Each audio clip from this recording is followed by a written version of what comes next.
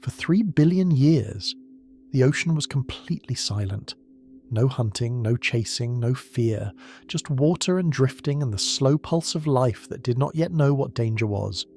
And then, something opened its eyes, and the ocean has never been safe since. Tonight we are going back 500 million years to the creatures that built the rules of the sea, to the predators so extraordinary that even now, even with everything we know, scientists are still arguing about how they worked. You are about to meet a shark that hunted whales by disabling their fins, a fish with no teeth that could still crush solid bone, a whale that looked like a sea serpent and ate its own kind, and an animal whose teeth baffled paleontologists for 112 years, because nobody could figure out where on its body they belonged. This is Kings of the Ancient Deep. The sun rises over the same ocean it always has, but underneath the surface, it is very different. Scientists found the fossil in 1899. It was a perfect spiral of teeth, mathematically precise, unmistakably from a living animal, and for 112 years, nobody could agree on where on the animal it went. On the nose, the tail, the dorsal fin. Every few decades a new theory, every theory eventually wrong.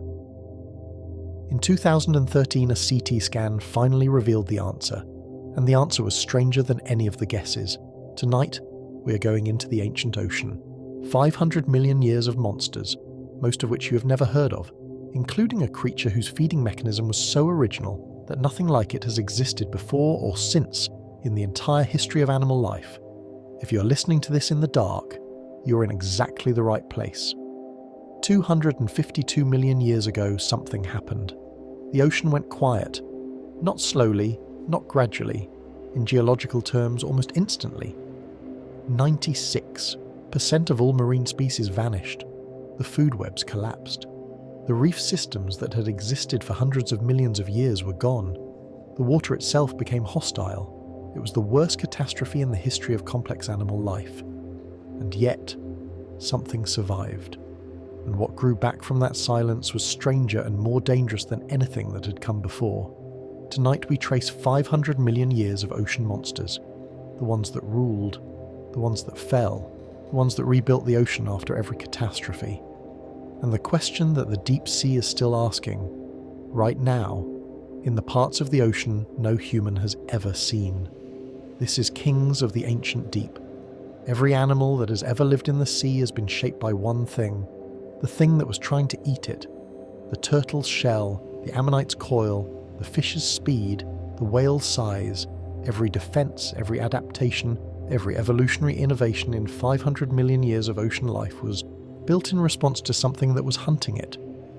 Tonight we meet the hunters, the original predator that invented the concept of being chased, the armored giant that could inhale its prey without biting, the whale that looked like a sea serpent and ate sharks, the shark that may have been the largest fish that ever lived, and that we know almost entirely from its teeth. Somewhere in the deep ocean right now, an animal is waiting that has never been seen by human eyes. The ancient hunters are gone, their ocean is not. Kings of the ancient deep monsters that ruled the prehistoric oceans. Chapter 1. Before the world we know. An ocean built for terror. Before this night is over, you are going to meet a creature with a circular spiral of teeth that scientists could not figure out for over 100 years. You're going to learn about a fish with no teeth at all, that could still bite through solid bone. You're going to hear about a whale that was more terrifying than any shark that has ever lived. And you're going to meet the animal that may have been the single most dangerous predator in the entire 500 million year history of life on this planet. None of them are the ones you expect. But before we meet any of them, we need to go somewhere first. We need to go to the ocean. Not the ocean you know, not the one with the beaches and the surf and the warm shallow water you can see your feet through. We need to go to a different ocean entirely, one that existed long before any of us, long before anything we would recognize, long before the world had taken the shape we see on any map. We need to go back to the beginning of terror itself. The Earth is 4.5 billion years old. For most of that time, the oceans were almost completely empty. There was life, yes, but it was small, it was slow, it drifted. It did not hunt, it did not chase, it did not need to, because nothing was coming for it. And then, something changed. around 540 million years ago, in a geological moment so sudden it still startles scientists today, complex animal life exploded into existence. Not slowly, not gradually. In what geologists call the Cambrian explosion, the ocean went from a drifting quiet to something alive with motion, with hunger, with the first crude experiments in predation. Eyes appeared, mouths appeared, bodies developed hardened shells and claws and spines. For the first time in the history of this planet, something could eat something else, and mean it. And the ocean has never been safe since. What most people do not fully appreciate is just how alien the ancient seas really were. If you could somehow dive beneath the surface of the Mesozoic Ocean, the great sea that existed during the age of dinosaurs, you would not find anything familiar waiting for you. The continents were in completely different positions. There was no Atlantic Ocean as we know it. There was no Pacific shaped the way it is today.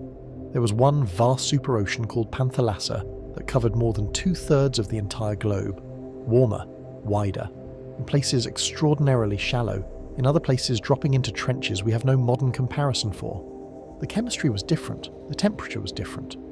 In some periods the polar regions had no ice at all, which meant the sea levels were dramatically higher and the coastlines were unrecognisable.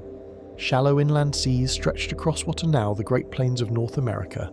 What is now the Sahara Desert was once the floor of a warm tropical sea teeming with life. None of the creatures in that ocean would look like anything you have ever seen, but they would feel deeply, instinctively familiar, because the feeling they would produce in you has been written into your nervous system over millions of years of evolution. It is the feeling of being watched from below. Here is the thing about warm, nutrient-rich ancient oceans that people sometimes misunderstand. They assume that abundance means peace. They imagine that if there is enough food for everyone, everyone simply feeds and nothing goes wrong. But that is not how evolution works. That is not how life works. Abundance does not create peace. Abundance creates competition, and competition creates monsters. When the ocean filled with prey, it filled with predators. When the predators grew larger, the prey evolved defences. When the prey evolved defences, the predators evolved better weapons. This back and forth.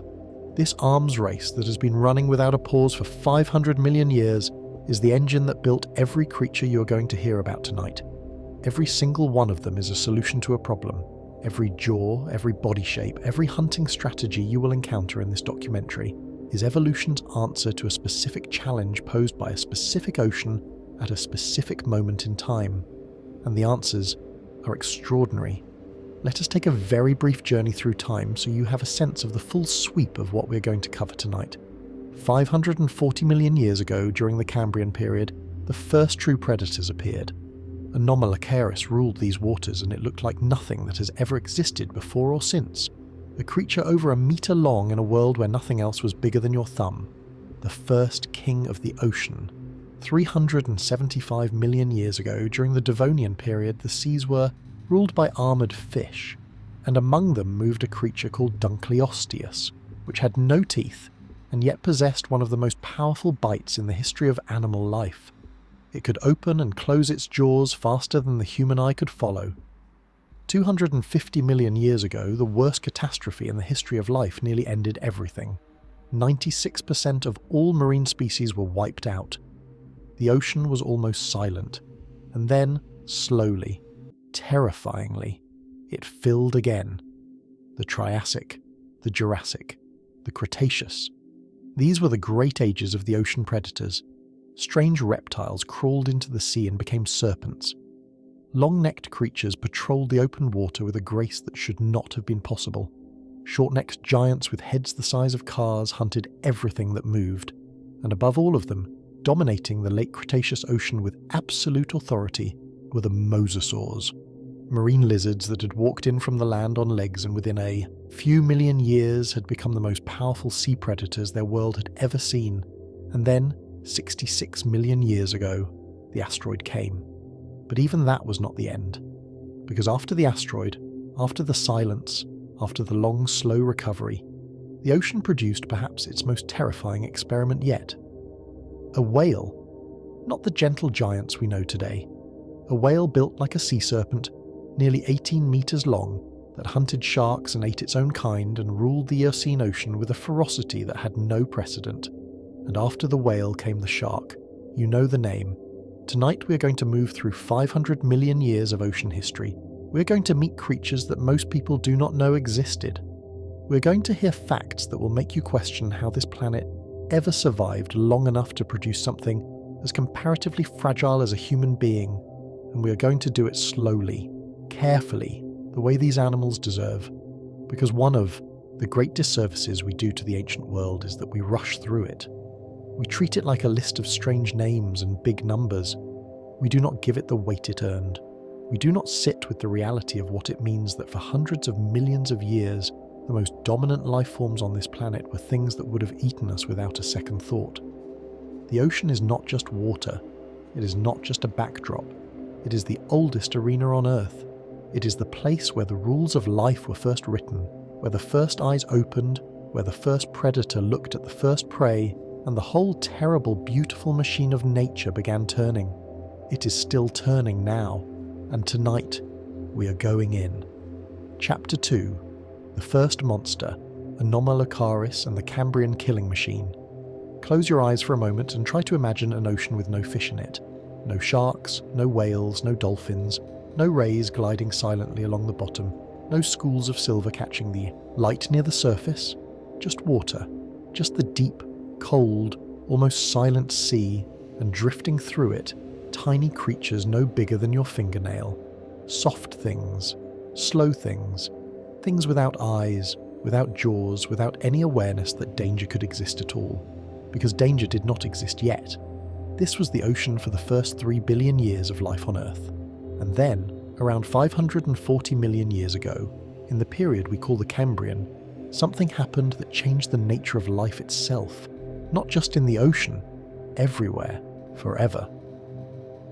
For the first time in the history of this planet, one living thing began to actively hunt another, and the creature that led the charge looked like something designed in a nightmare. Its name is Anomalocaris, from the Latin meaning abnormal shrimp. Scientists gave it that name before they understood what it actually was, before they had any idea they were looking at the most dangerous animal alive on Earth at that time. They found pieces of it first, separate fossils that made no sense on their own, a curved appendage that looked like a shrimp with no body, a circular disc that looked like a jellyfish, a pair of large compound eyes that seemed to belong to nothing at all. For decades, these fossils sat in collections around the world, catalogued as different species, different animals, strange isolated pieces of Cambrian oddity. And then someone put them together. The shrimp was not a shrimp. It was a frontal appendage, a grasping claw, one of a pair that extended from the front of a head. The jellyfish disc was not a jellyfish. It was a mouth, a circular mouth ringed with hard interlocking plates that could compress inward, crushing anything caught between them.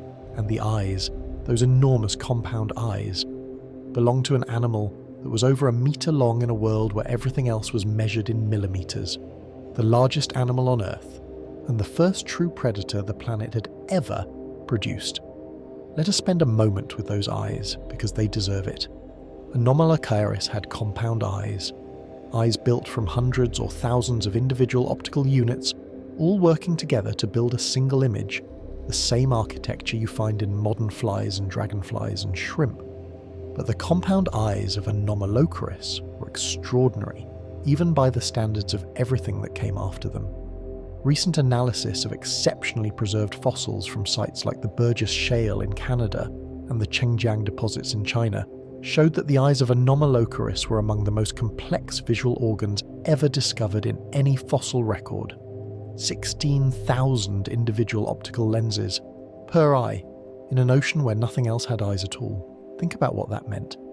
In a world of blind, drifting, slowly moving, soft-bodied creatures, Anomalocaris could see in detail. It could track movement. It could distinguish shape and distance. It could, in the truest sense, search. It could look for something. And having found it, the two great frontal appendages would extend forward, snap shut around the prey, and drag it toward that circular, crushing mouth before the prey had any awareness that it was being approached. Predation had been invented, and it arrived fully formed, terrifyingly effective, and completely without warning. The Cambrian Ocean, the world Anomalocaris ruled, was unlike any environment that has existed since. It was a living experiment. Life was essentially trying everything for the first time, throwing body plans at the wall to see what survived. This is why Cambrian fossil sites look so strange to modern eyes. You find creatures with 5 eyes, creatures with bodies divided into segments that follow no logical pattern, creatures with appendages that serve no obvious purpose, creatures that seem to violate the rules of bilateral symmetry that almost all complex animals follow today. Most of these experiments failed. Most of the Cambrian body plans led nowhere, burned brightly for a few million years and then vanished without descendants. But some of them survived, and the ones that survived share one common feature. They were the ones that got good at the game Anomalocaris started. The evolution of predation in the Cambrian did something profound to all life that followed. It created what scientists call an evolutionary arms race. Once something in the ocean began hunting, everything in the ocean had to respond. Shells appeared where there were no shells before. Spines appeared on creatures that had no need for spines until now. Eyes appeared in lineages that had lived perfectly well without vision for hundreds of millions of years. Burrowing behavior became common in creatures that previously had no reason to hide. Every single defensive adaptation in the entire history of animal life, from a turtle's shell to an armadillo's armor to a hedgehog's spines, traces its origins back to this moment, to this pressure. To the first time something in the ocean looked at something else and decided it was food. Anomalocaris did not just hunt its prey, it rebuilt all of life in its image. Here is something that very few people outside of paleontology know, and it is one of the most remarkable facts in all of natural history. Anomalocaris is not a dead end. For a long time that is what scientists assumed. They saw it as a strange branch of the evolutionary tree, something that flourished briefly in the Cambrian and then left no descendants when it went extinct. A bizarre footnote, a curiosity. But more recent research, particularly work published in the last 15 years, using detailed analysis of Cambrian fossil sites, has revealed something extraordinary. Anomalocaris and its relatives belong to a group called the radiodonts, and the radiodonts are not isolated oddities. They are the deep ancestors of one of the most successful groups of animals in the entire history of life. The arthropods, crabs, lobsters, insects, spiders, centipedes, shrimp.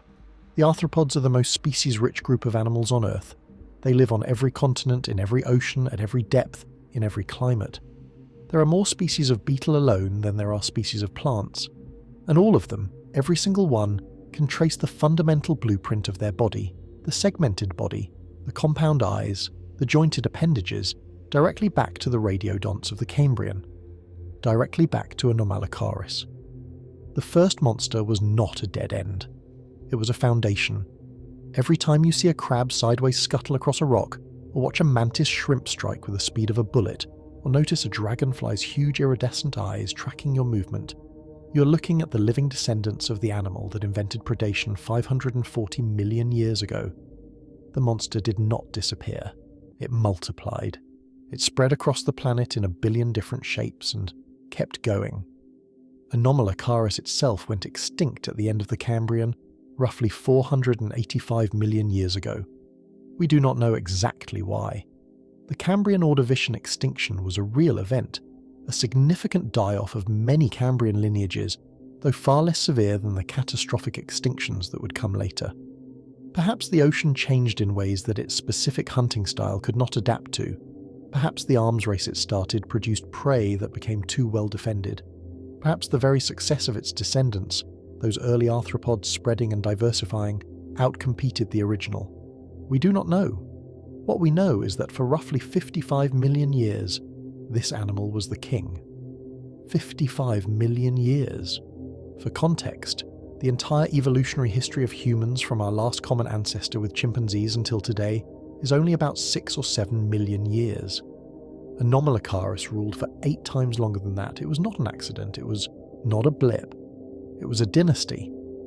And when it finally ended, the ocean it left behind was a completely different place from the one it had inherited. Richer, more complex, more dangerous, full of creatures that had been shaped by the pressure of being hunted, full of innovations that would cascade forward through hundreds of millions of years, and eventually produce everything else in this documentary. The first monster built the world that all the other monsters would inherit, and we are only just getting started. Chapter 3. Dunkleosteus, the armoured god of the Devonian. Picture a fish the size of a pickup truck. Now remove its teeth. Now give it something worse. 2 pairs of bony plates inside its mouth sharpened against each other with every single bite, reshaping themselves continuously into new edges as the old ones wore down, self-sharpening, self-renewing, blades that never dulled because they were never finished being made, and connect those plates to jaw muscles so powerful that the entire front of the skull could swing upward while the lower jaw dropped simultaneously, creating an opening so large and so fast that the water itself could not escape. That is what Dunkleosteus was. And 375 million years ago, in the warm, shallow seas of the Devonian period, it was the undisputed ruler of everything it could reach, which was nearly everything. The Devonian period is sometimes called the Age of Fishes, and the name is well earned. Between roughly 420 million years ago and 360 million years ago, fish diversified in an explosion of variety that transformed the ocean completely. For the first time, vertebrates, animals with internal skeletons, began to dominate the seas. The Cambrian and Ordovician oceans had been ruled by invertebrates. Now the balance shifted. Backbone became the great innovation, the structural advantage that allowed bodies to grow larger, stronger, faster. And among the many lineages of fish that filled the Devonian Sea, one group stood out above all others: the placoderms, armoured fish. Placoderms were unlike anything alive in the ocean today. They wore bone, not just on the inside of their bodies as a skeleton, but on the outside as well, heavy articulated plates of bone covering the head and the front portion of the trunk. Some of these plates were ornate, ridged and sculpted in patterns that look almost decorative to modern eyes. Others were smooth and functional, built purely for protection. The placoderms were, in essence, tanks, heavy, armoured and formidable. And Dunkleosteus was the largest and most formidable of all of them. At its maximum size, Dunkleosteus terrelli, the species we know best, reached somewhere between 6 and 10 metres in length. Scientists have debated the upper end of this estimate for decades, partly because, and this is a crucial point, we have never found a complete Dunkleosteus fossil. What we have are the armoured plates of the head and front trunk, which are extraordinarily well preserved because bone fossilises well. But the back half of the body, which in placoderms was not armoured, was made of cartilage, a material that rarely survives the fossilization process. This means that every reconstruction of Dunkleosteus you have ever seen is partly educated guesswork. Scientists use the proportions of related species, the attachment points of muscles on the preserved plates, and biomechanical modelling to estimate the body shape. The current consensus suggests something broadly shark-like in the rear portion: a large, powerful tail, a streamlined back end built for sudden acceleration, but the front end was unique, heavy, almost box-like, the massive armoured skull and thoracic shield accounting for a huge proportion of the total body mass. Dunkleosteus was not built for sustained high speed. It was built for the ambush, for the short explosive lunge, for getting close enough, fast enough, that the jaw could do the rest. And the jaw was extraordinary. Researchers at the University of Chicago published a detailed biomechanical analysis of the Dunkleosteus jaw mechanism in 2006, and the results were striking. The system worked through a 4-bar linkage, a mechanical arrangement where the upper jaw swings upwards simultaneously, with the lower jaw dropping down, driven by multiple muscle groups all contracting at once. The opening phase took between 15 and 20 milliseconds. That is faster than a blink. In those 15 to 20 milliseconds, the mouth opened to an enormous gape, while the rapid movement created a region of low pressure inside the oral cavity. In plain terms, it created a vacuum. Prey did not need to be bitten. Prey was inhaled. The rush of water into the low pressure zone drew smaller fish and invertebrates directly into the mouth before they had any chance to react. The bite itself, the bone plate to bone plate contact, was a secondary step. What it encountered by then was already inside the mouth. The bite force calculations from this same study estimated that Dunkleosteus could exert over 4,000 newtons of force at the tip of the jaw plates and up to 7,000 newtons at the back of the jaw. In comparable terms, this is several times stronger than any living fish. stronger than the bite of a saltwater crocodile, and approaching the range of some large theropod dinosaurs. For a fish, for an animal with no teeth. The engineering is almost insulting in its elegance, but here is the detail that transforms Dunkleosteus from remarkable into truly unsettling. The fossil record contains Dunkleosteus bones with Dunkleosteus bite marks on them. This is not ambiguous. Paleontologists examining fossil assemblages from late Devonian deposits, particularly sites in Morocco and Ohio where Dunkleosteus remains are found in large numbers, identified skull plates and trunk plates with curved incision marks perfectly matching the bone blade geometry of Dunkleosteus jaws. The injuries are not from feeding on corpses. The angles and locations of the marks are consistent with active predatory attack, not post-mortem scavenging. Dunkleosteus hunted its own kind. We do not know whether this was territorial behaviour, competition for food during times of scarcity, or something more opportunistic. What we do know is that the same sites that preserve these cannibalistic bite marks also show something else. Many of the Dunkleosteus fossils at these locations are not complete skeletons. They are heads, just the armoured front portions gathered in concentrations that suggest one specific and slightly disturbing behaviour. Dunkleosteus appears to have been a selective feeder. Analysis of associated coprolites, fossilised digestive material, shows that it routinely swallowed prey whole and then regurgitated the parts it could not digest. The bones and armour plates of prey animals were ejected. Only the soft tissue was retained. The heads you find in the fossil record are not preserved animals. They are the discarded remains of something else's meal. The Devonian ended badly. The late Devonian extinction, sometimes called the Kelwasser event, was one of the 5 great mass extinctions in Earth's history. Over the course of roughly 3 million years, between about 375 and 360 million years ago, perhaps 75% of all species on Earth were lost. Marine ecosystems were devastated. The warm, shallow seas that had supported such extraordinary biodiversity were disrupted by volcanic activity, ocean anoxia, which means the deep water losing its oxygen, and possibly by the expansion of land plants which radically altered the chemistry of runoff into the sea. The placoderms did not survive it.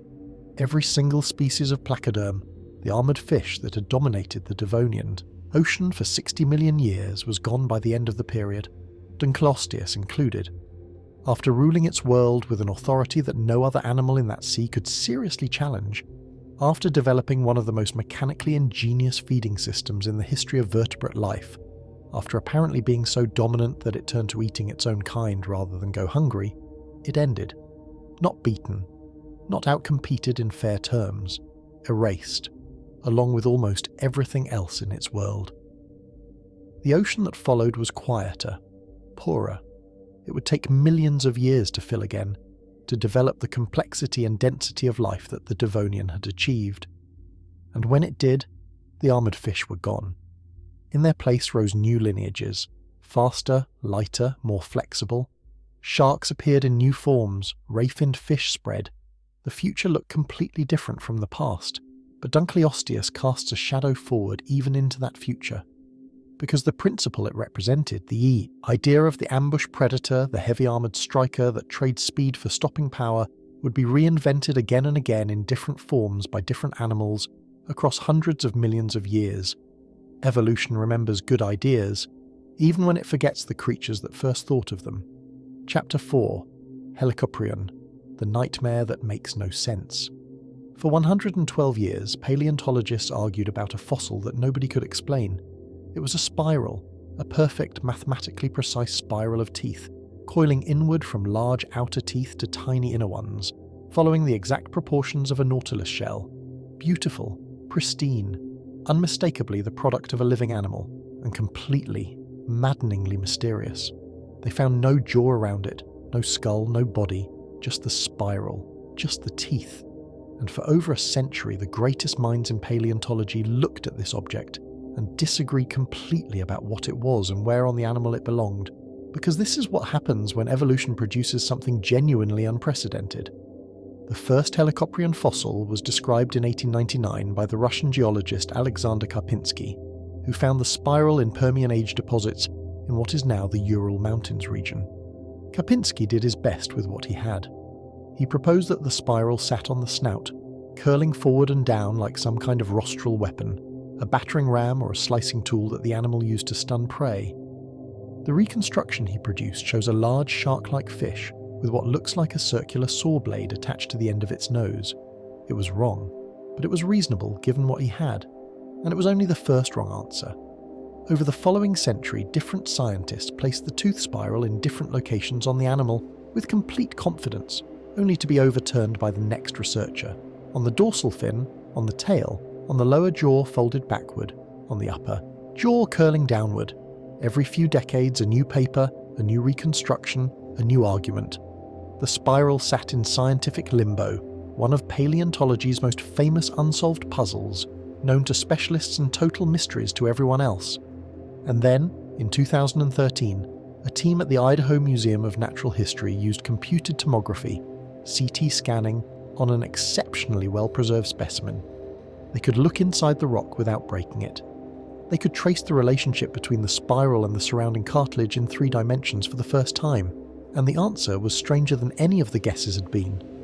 The tooth spiral sat inside the lower jaw, not on the outside, not attached to the front, not decorating the tail. Inside, coiling backward toward the throat. The teeth that were visible at the front of the jaw were the largest, most recently grown teeth. The smaller, older teeth were not shed and replaced the way shark teeth are. They were retained, pushed inward and backward as new teeth grew at the outer edge, the entire spiral slowly rotating as the animal aged, with the oldest teeth curling deep into the jaw and the newest teeth always at the working edge at the front. A living, growing, ever-tightening spiral of teeth carried inside the mouth. Now the question became not where was it, but how did it work? The biomechanics of the Helicoprion jaw are, once you understand them, a masterpiece of natural engineering targeted at a very specific prey. The Permian Ocean was dominated by cephalopods, ammonites, nautiloids, squid-like animals with soft bodies enclosed in coiled shells, or simply free-swimming without shells at all. These animals were abundant, they were protein-rich, and they presented a very specific challenge to any predator wanting to eat them. Their bodies were soft enough to be worth eating, but their shells were sometimes hard, and their tentacles were mobile and evasive. The Helicoprion tooth whorl was designed in the wordless design language of natural selection specifically for this challenge. When Helicoprion closed its jaw on a cephalopod, the lower jaw moved upward and slightly forward, bringing the tooth spiral into contact with the prey. As the jaw continued to close, the spiral acted as a kind of conveyor belt. The prey was not simply bitten, it was drawn inward. The curvature of the teeth, their angle and the direction of the jaw movement, pulled soft tissue back toward the throat while the outer teeth continued to work on whatever remained in the front of the mouth. A cephalopod caught by Helicoprion was essentially processed. Drawn in, cut, drawn in further, cut again, in a continuous motion that left nothing to escape. If you have ever watched the way a bandsaw pulls wood through its blade, the comparison is inexact but directionally useful. The difference being that a bandsaw is stationary and the material moves through it. In Helicoprion, the animal moved through its prey. Here is something that gives the story of Helicoprion an additional dimension that most documentaries do not explore. Helicoprion survived the Permian-Triassic extinction. This is remarkable. The Permian-Triassic extinction event, which occurred roughly 252 million years ago, is the worst mass extinction in the entire history of complex animal life. 96% of all marine species, gone. The ocean did not just lose biodiversity, it nearly ceased to function as an ecosystem. The food webs collapsed, the nutrient cycles broke down, the water chemistry changed in ways that made it actively hostile to calcifying organisms, the animals that build shells and skeletons from calcium carbonate. For millions of years after the event, the ocean was a vast, nearly silent wasteland populated by a handful of surviving lineages clinging to existence in whatever marginal niches remained. Helicoprion was in one of those niches. We do not know exactly why it survived when so much else died. Several factors have been proposed. Its diet was heavily reliant on soft-bodied cephalopods, animals that may have been somewhat less devastated by the extinction than shell builders and reef animals. Its cartilaginous skeleton, like all shark relatives, may have given it physiological flexibility that bony fish lacked, and it may simply have occupied deep enough water that the most severe conditions at the surface did not reach it. Whatever the reason, Helicoprion was still alive after the Great Dying, still hunting, still processing squid with its impossible spiral jaw in an ocean that had lost nearly everything else. It persisted into the early Triassic, into the slow, tentative recovery of marine life after the catastrophe. And then, at some point in the early to middle Triassic, it too vanished. Perhaps the recovery of other predators finally provided competition it could not outlast. Perhaps the specific cephalopod prey it depended on changed in ways that made the tooth spiral less effective. Perhaps it was simply the long tail of a population that had already been severely reduced by the extinction and never fully recovered. The fossil record does not always provide clean endings. What Helicoprion leaves behind, beyond the beautiful mystery of its tooth spiral, is a lesson about the nature of uniqueness in evolution. Every predator in this documentary is unusual. Every one of them developed some specific adaptation that gave it an edge in its specific ocean at its specific time. But most of those adaptations are variations on themes: bigger teeth, stronger jaws, longer necks, faster bodies. These are improvements on existing solutions. Helicoprion is different. There's nothing like the tooth whirl anywhere else in the known fossil record. No other animal has ever evolved anything remotely similar. It is not an improvement on an existing solution. It is a completely original invention, something that natural selection arrived at through a pathway we can barely reconstruct, working on a lineage we understand only partially, to produce a structure that looks like it should be found in a clockwork mechanism rather than a living mouth. For 112 years we could not even agree on where it went, and now that we know, it is somehow even more strange than any of the wrong answers were. That is the ocean. That is what 500 million years of evolution in the most competitive environment on Earth can produce. Things that should not exist, things that do. Chapter 5, Tanystropheus, the long-necked ambush artist of the Triassic shores. There is a rule in biology that you encounter again and again once you know to look for it. Form follows function. Every body shape, every structural feature, every proportion of every animal is a consequence of what that animal needs to do to survive. The giraffe's neck is long because the leaves are high. The cheetah's legs are long because the prey is fast. The mantis shrimp's club is dense and shock-resistant because the shells it needs to crack are hard. You look at a body and you read a life history in it, and then you look at Tanystropheus and the rule seems to break completely. Because Tanystropheus had a neck that was longer than its body and tail combined. A neck so long and so rigid that, by every principle of hydrodynamics and biomechanics that applies to modern animals, it should have been useless. A neck that should have made it slow, clumsy and conspicuous.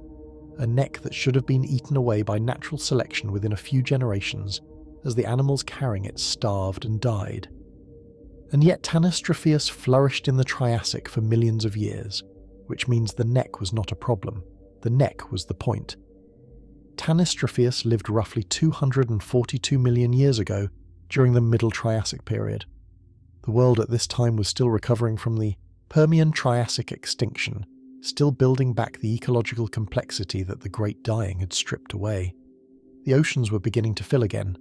The coastlines, particularly in the region of the ancient Tethys Sea, the warm, shallow inland sea that stretched across what's now southern Europe and the Middle East, were home to a slowly diversifying collection of reptiles, fish and marine invertebrates. Into this recovering world, Tanystropheus arrived looking like something out of a surrealist painting. The body was relatively compact, the tail was moderate, and then the neck extended forward for a distance that, in the largest individuals, reached up to 1.5 meters, accounting for roughly half of the total body length of 3 meters. The neck was composed of just 13 elongated vertebrae. 13! Most long-necked animals achieve length through having more vertebrae. A giraffe has the same number of neck vertebrae as a human, just much larger ones. Tanystropheus took the opposite approach with extreme elongation of each individual bone, and this is where it gets interesting. Because long, elongated vertebrae should be heavy, they should make the neck stiff and hard to move, and indeed, the neck of Tanystropheus appears to have had extremely limited range of motion. It could not be raised significantly above horizontal, it could not be swept widely from side to side. It was essentially a fixed-length, low-mobility structure. On land, this would be nearly crippling. At a water's edge, it was perfect. In 2020, a team of researchers published a landmark study in the journal Current Biology, based on analysis of Tanystropheus fossils from the Monte San Giorgio site on the Swiss-Italian border, one of the world's most important Triassic fossil locations. And their findings transformed our understanding of this animal completely. By analysing the microscopic structure of the teeth of different-sized Tanystropheus fossils, the team determined that what scientists had long believed was a single species was actually two completely different animals sharing the same habitat. Small Tanystropheus, specimens up to about 1.5 meters long, had teeth shaped for eating fish and soft-bodied prey. They were slender, pointed, ideal for gripping slippery, evasive prey. Large Tanystropheus, specimens up to 3 meters and likely larger, had teeth that were robust, multi-cusped, and designed for crushing hard-shelled invertebrates like crabs, shrimp, and mollusks. 2 species, 2 diets, 2 life strategies, occupying the same shoreline simultaneously without competing directly because they were targeting completely different prey. This kind of ecological partitioning, where closely related species divide the available resources between them to reduce competition, is common in modern ecosystems. But finding clear fossil evidence of it in a 240-million-year-old reptile from a time when complex ecosystems were still being rebuilt after the worst extinction in history was extraordinary. It showed that the recovery of life after the Great Dying was more sophisticated, more structured, than scientists had previously assumed. But back to the neck, because the neck is the story. The key insight into how Tanystropheus actually used its extraordinary neck came from detailed analysis of how it hunted, combined with comparisons to modern animals with similar body plans and similar habitats. The leading hypothesis, and it is strongly supported by the evidence, is that Tanystropheus was an ambush predator that hunted from a fixed position at the water's edge. Picture the animal standing partially submerged, the body and tail stable in shallow water or resting on the bottom, the neck extended forward horizontally just below the surface, nearly motionless. The neck is not waving around. It is not probing the water randomly. It is extended still, patient, with the head positioned precisely at the location where prey regularly passes. And then, when something moves within range, the strike. Not a lunge of the whole body, not a chase. The neck cannot swing widely, but it can be driven forward in a single, fast, direct extension toward a target directly in front of it. A strike of perhaps 0.5 meter or more, fast, precise, powered by the muscles of the body rather than just the neck itself. The comparison to modern herons is instructive, but the better comparison may be to the pipefish and the seahorse, ambush predators that use extreme stillness and precise strike mechanics to catch prey that would escape a more conventional approach.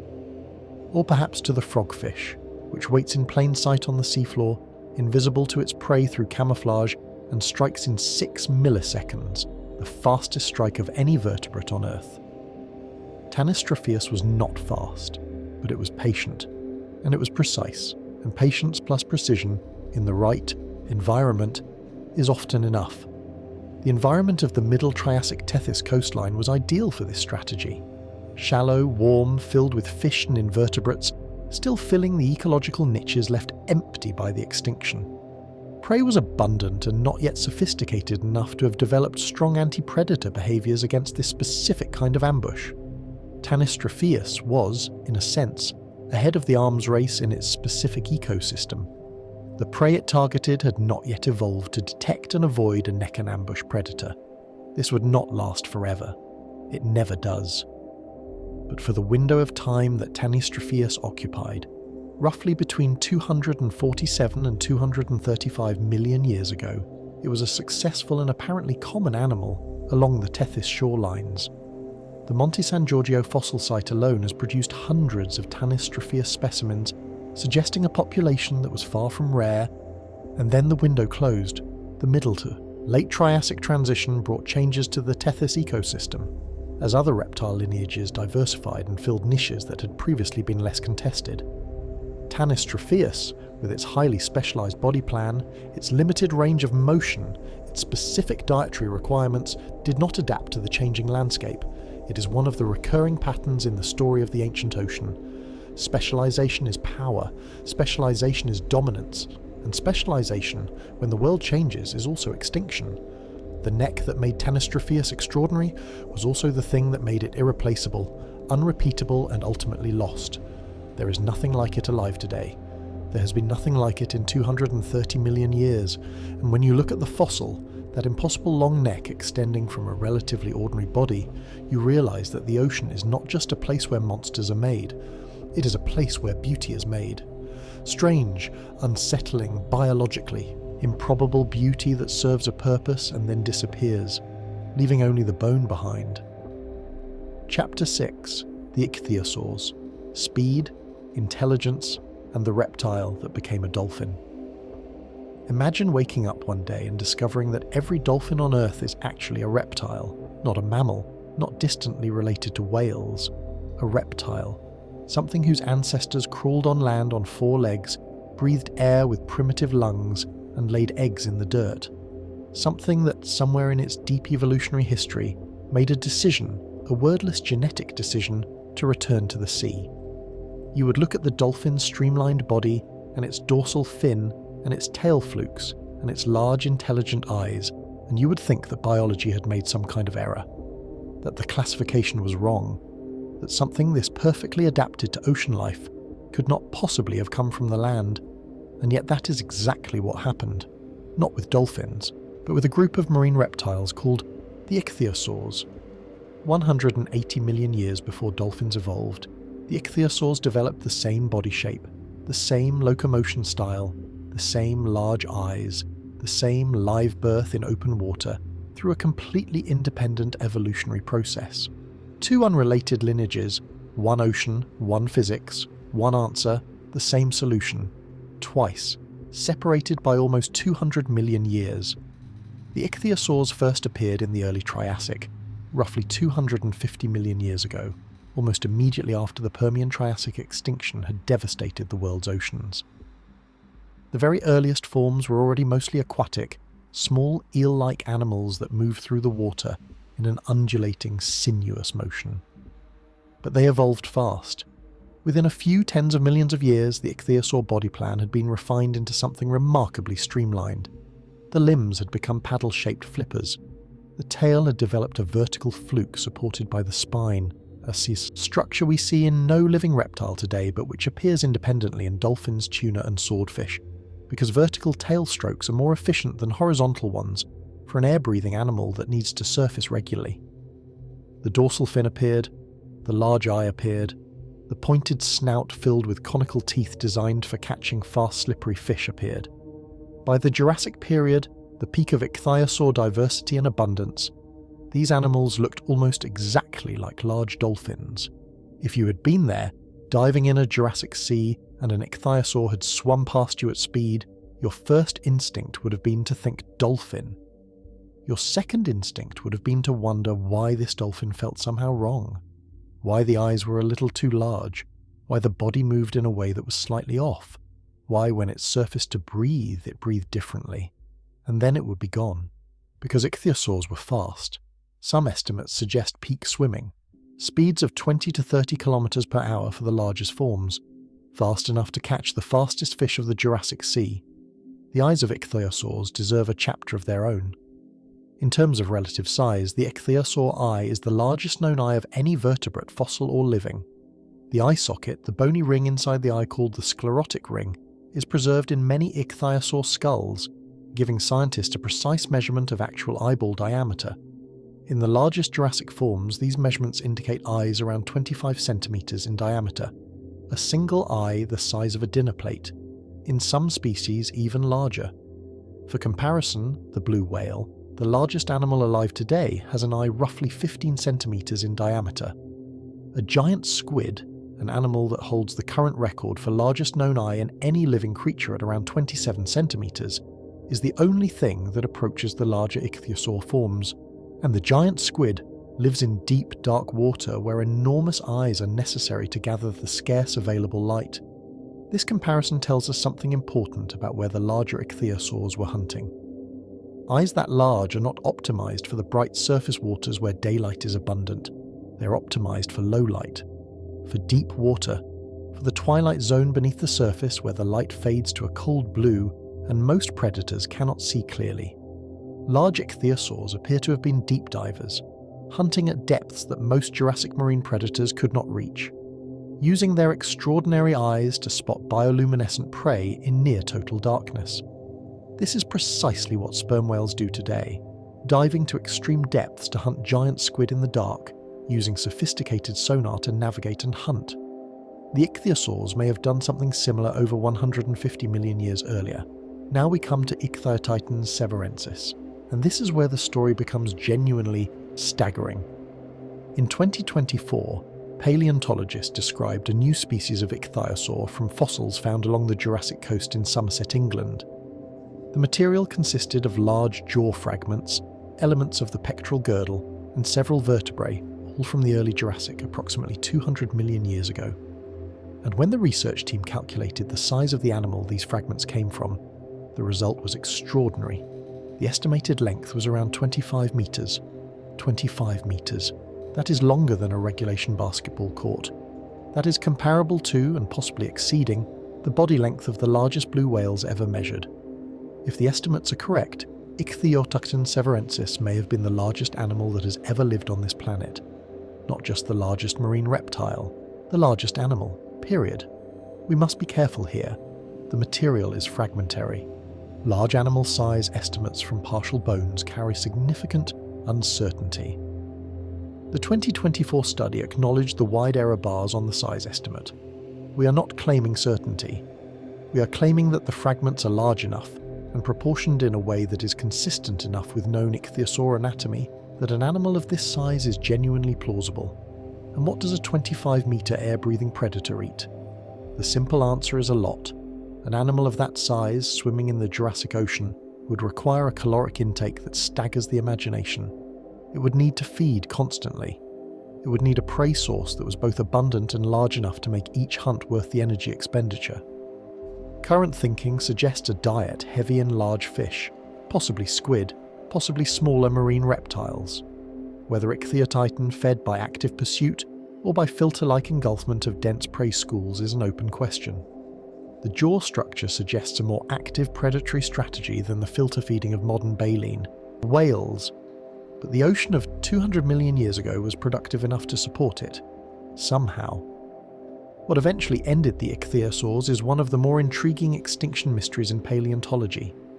They did not die at the Great Cretaceous Paleogene boundary 66 million years ago like the dinosaurs and the mosasaurs and the last plesiosaurs. They were already gone. The last ichthyosaurs appear in the fossil record around 90 to 95 million years ago, during the middle of the Cretaceous period, roughly 30 million years before the asteroid. What killed them? The honest answer is that we do not know with certainty. The leading hypothesis involves ecological competition.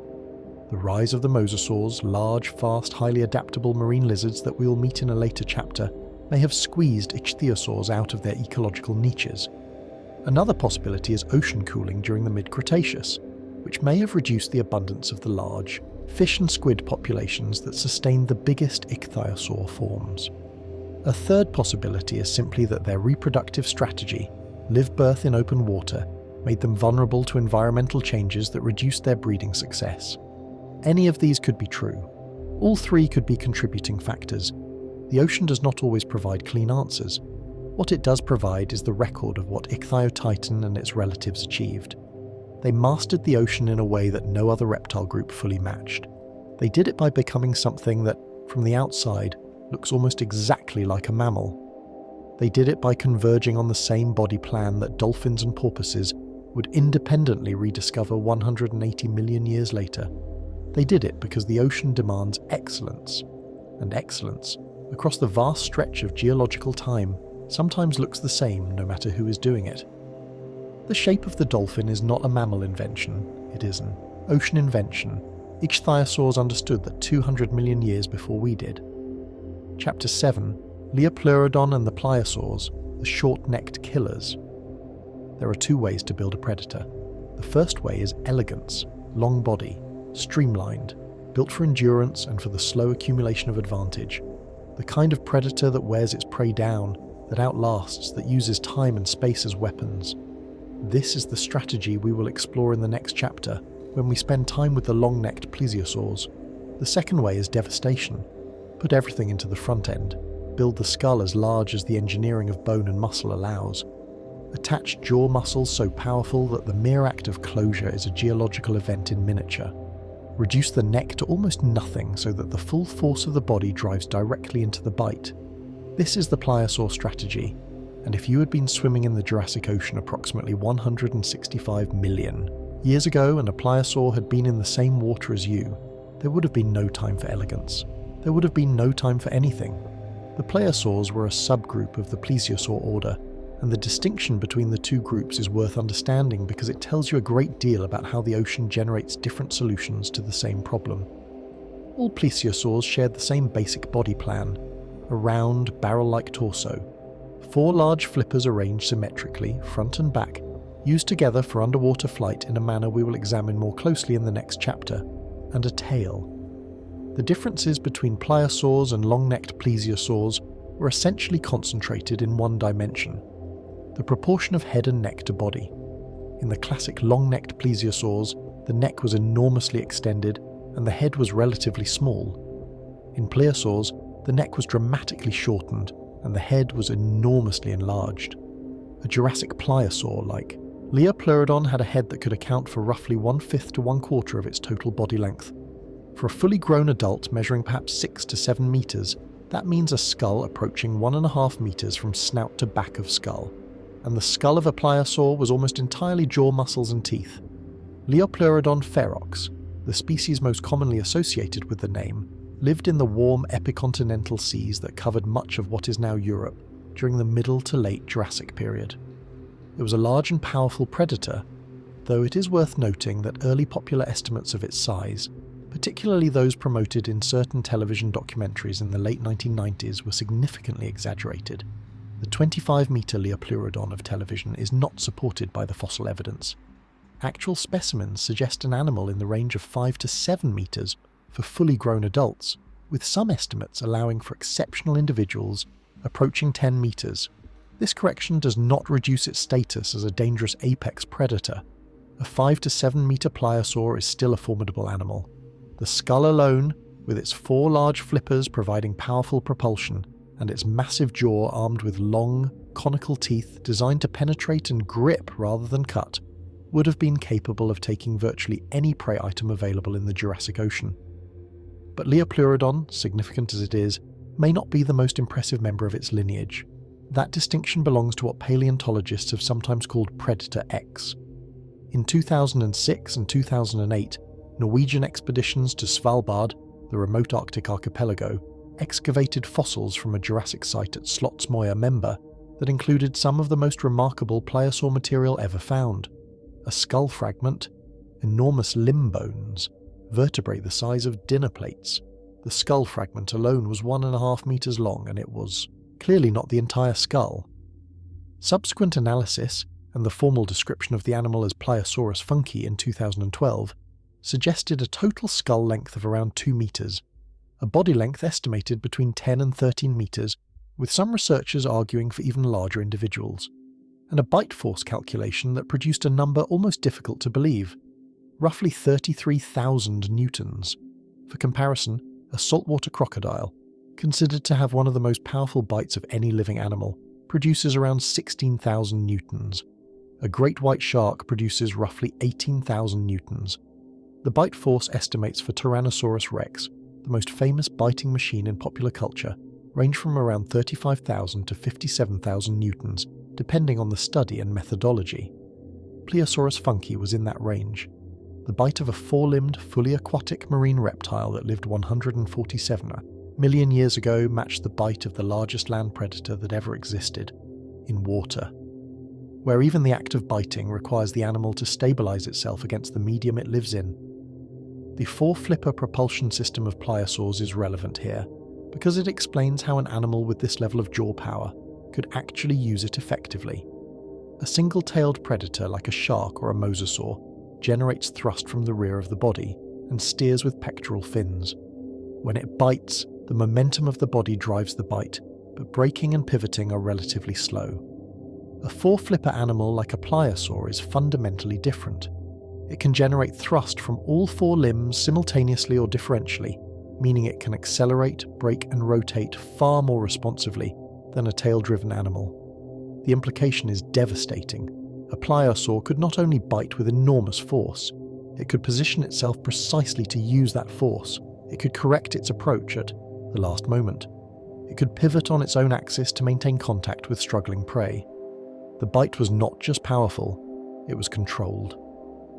Researchers who modelled pliosaur attack strategies have suggested that the most likely approach was a rapid acceleration from behind or below, targeting large prey items like other marine reptiles, large fish, and anything else in the Jurassic Sea large enough to be worth the energy expenditure. The conical teeth were not cutting teeth, they were grip teeth. Their function was penetration and retention, getting through flesh and bone and not letting go, while the jaw muscles generated a crushing, twisting force that prevented any realistic escape. The arms race between plesiosaurs and ichthyosaurs deserves specific attention because it represents one of the clearest examples in the Mesozoic fossil record of two apex lineages directly driving each other's evolution. Both groups were air-breathing, four-flippered marine reptiles sharing the Jurassic Ocean. Both were apex predators competing for large prey, but their strategies were mirror images. Ichthyosaurs relied on speed and endurance. Their streamlined bodies and deep diving capability meant that if they could open distance between themselves and a threat, they could likely survive. Plesiosaurs relied on power and acceleration. They did not need to sustain a chase. They needed to close distance fast enough that the prey never had the opportunity to run. Over the approximately 40 million years that these two groups most intensively overlapped, in the Jurassic and early Cretaceous, the fossil record shows a gradual increase in the average size of both groups and an increase in the sophistication of ichthyosaur sensory systems. The large ichthyosaur eyes we discussed in the previous chapter may in part be an adaptation to detecting and evading pliosaurs in low-light conditions, where the plesiosaur's superior power advantage was less decisive, an arms race in the dark. One animal growing larger eyes to see, the other growing more powerful jaws to bite, each one pushing the other to become something it would not have been alone. This is what the ocean does. It takes competitors and turns them into each other's architects. It uses fear to build excellence. It takes the impulse to survive and transforms it, over millions of years, into something that looks, from the outside, almost like art. You look at an ichthyosaur's eye, and you're looking at the memory of a pliosaur's bite.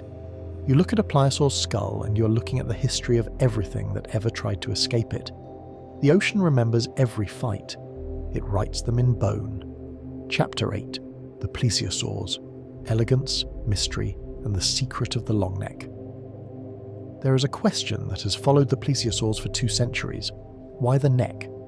Not in the dismissive sense, not as a rhetorical shrug at the strangeness of evolution, as a genuine scientific puzzle, a puzzle that resisted solution for so long and was answered in so many wrong ways by so many intelligent people, that when the real answer finally emerged, it changed not just how we understand plesiosaurs, but how we understand the entire concept of ambush predation in the ancient ocean.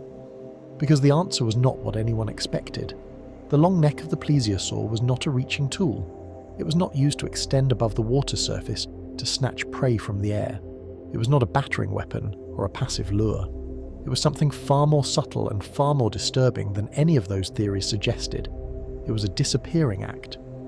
To understand how the plesiosaur neck worked as a weapon, you first need to understand how plesiosaurs moved through the water. And this took scientists a surprisingly long time to work out, because the locomotion of plesiosaurs is genuinely unlike anything alive today. Plesiosaurs did not swim like fish, driving themselves forward with side-to-side strokes. Of the tail, they did not swim like most marine mammals, driving forward with up and down strokes of a horizontal tail fluke. They swam with 4 large flippers, 2 in front and 2 behind, each one capable of generating thrust independently, all 4 working together in a coordinated motion that researchers eventually described, after detailed biomechanical modelling, as underwater flight. The motion is most similar to the way penguins and sea turtles move through the water. The flippers sweep downward and backward on the power stroke, generating lift-based thrust the same way a wing generates lift in air. The front flippers and rear flippers could operate in different phase relationships, sometimes all 4 stroking together for maximum acceleration, sometimes front and rear alternating for more efficient cruising. The result was a highly maneuverable animal, surprisingly graceful for its bulk, capable of both rapid directional changes and sustained efficient travel over long distances. Now add the neck. A plesiosaur like Elasmosaurus, which lived in the western interior seaway of late Cretaceous North America around 80 million years ago, had a neck containing 72 vertebrae. 72. The human spine contains 33 vertebrae in total. The neck of Elasmosaurus alone had more than twice that number. The neck accounted for more than half the total body length, which in Elasmosaurus reached around 14 meters. The neck could not be raised significantly above the horizontal. It could not be swung rapidly from side to side. These constraints, which frustrated early scientists who assumed the neck must function like a snake or a giraffe, turn out to be irrelevant. Because the neck was not designed to move through air. It was designed to move through water, and in water the constraint is not mobility. The constraint is visibility. Here is what the new model of plesiosaur hunting looks like, and once you see it, you cannot unsee it. Elasmosaurus approaches a school of fish from below and behind. The body, the broad-rounded torso with its 4 stroking flippers, is the largest and most visually obvious part of the animal. A school of fish will detect a large approaching shape and respond to it, pivoting away, keeping distance, tracking the movement of the visible mass. But the neck is not the body. The neck is long and thin and seen from the front or the side at any distance, nearly invisible against the blue-black of deep water. As the body holds position below and behind the school, just at the edge of visual detection range, the neck extends forward, slowly, steadily. The head moves toward the fish not as part of a charging predator, but as a nearly invisible extension that seems to materialize from nowhere. By the time the fish can detect the head, it is already close enough that the strike is successful before escape becomes possible. The neck was not a reaching tool, it was a stealth tool. The long neck allowed the most dangerous part of the predator, the jaws, to arrive at the prey before the prey understood that a predator was present. This interpretation, developed most fully by researchers using fluid dynamics modeling and comparison with modern ambush predators, resolves every previous contradiction in plesiosaur biology. Why is the neck rigid? Because a rigid neck creates less visual disturbance in the water as it moves forward than a flexing one. Why is the head small? Because a small head at the end of a thin neck is harder to detect at distance than a large head. Why are the teeth in most long-necked plesiosaurs relatively small and needle-like, rather than large and crushing? Because they are designed not to overwhelm prey but to intercept it, to catch fast-moving fish in a sudden, precise bite before the school can react. The case of Elasmosaurus has an additional layer of history that deserves a moment. When the first Elasmosaurus skeleton was described by the American paleontologist Edward Drinkercope in 1868, he made a famous error. He placed the skull on the wrong end. He reconstructed the animal with the long neck as a tail and the shorter actual tail as a neck, producing an animal that made no anatomical sense but that Cope confidently presented to the scientific community. His rival Othniel Charles Marsh pointed out the error, precipitating one of the most famous and bitterly personal feuds in the history of science, the Bone Wars. 20 years of increasingly reckless fossil competition between the two men, involving bribery, sabotage, destruction of fossil sites to prevent the other from benefiting, and a combined personal financial ruination, produced more fossil discoveries than any comparable period in paleontological history. We know as much as we do about late Cretaceous America, about the diversity of dinosaurs and marine reptiles of that period, partly because two men hated each other enough to dig up every bone in, the continent trying to beat each other to the next discovery. History produces its benefits in strange ways. And now we come to the question that has followed plesiosaurs beyond the boundary of science into something else entirely. Could one have survived? Could a population of plesiosaurs have persisted in the deep ocean, undetected from the end of the Cretaceous 66 million years ago to the present day? Could what people saw in Loch Ness, in Lake Champlain, in the open ocean reports collected by sailors across centuries, be the last remnants of a lineage that outlasted the asteroid? The scientific answer is no, and it is worth understanding why, not to dismiss the question, but because the reasons illuminate something important about how life actually works. Plesiosaurs were air-breathing reptiles, a population of air breathers living in any body of water, lake or ocean would surface regularly and visibly. They could not remain hidden. Beyond this, a viable breeding population would require hundreds of individuals, hundreds of large air-breathing animals surfacing in Loch Ness, a lake 22 miles long and under 2 miles wide, would be the most documented wildlife spectacle in the history of Scotland rather than an occasional blurry photograph. In the open ocean, the argument is different, but no more favourable. The deep ocean is not, as people sometimes imagine, an unexplored void. We have sampled its waters, analysed its chemistry, catalogued its acoustic signatures, dragged nets through its depths. A population of large reptilian predators leaving physical traces including bones, shed scales, waste, and regular surfacing events would have left evidence by now. The absence of evidence is, in this case, meaningful evidence of absence. But here is the more interesting question. Not could they have survived, but why do we want them to have survived? Why does the human brain respond so powerfully to the possibility of a plesiosaur in a Scottish lake? Why, when we see a blurry photograph of a dark shape in dark water, does something in us want it to be real? Because the ocean was once full of monsters, and some part of us, some very old and very deep part of our neurology, has not yet accepted that they are gone. The desire for the Loch Ness monster is not foolishness. It is grief. Chapter 9. Deinosuchus, the crocodile that hunted dinosaurs. Crocodiles are patient in a way that almost nothing else alive is patient. They do not fidget. They do not pace. They do not expend energy on the anxiety of waiting the way mammals do. A crocodile can submerge itself in shallow water, motionless, metabolically reduced to something close to dormancy, for hours, for an entire day if necessary. Its heart rate drops. Its energy expenditure falls to almost nothing. It is not waiting the way you wait. It is not conscious of time passing in a way that creates discomfort. It simply exists at the water's edge, invisible, until something comes close enough that not existing is no longer the better option. And then it moves. The strike of a modern crocodile from complete stillness to full contact with prey takes between 50 and 100 milliseconds. That is faster than the human blink reflex, which averages around 150 milliseconds. The prey does not see it coming.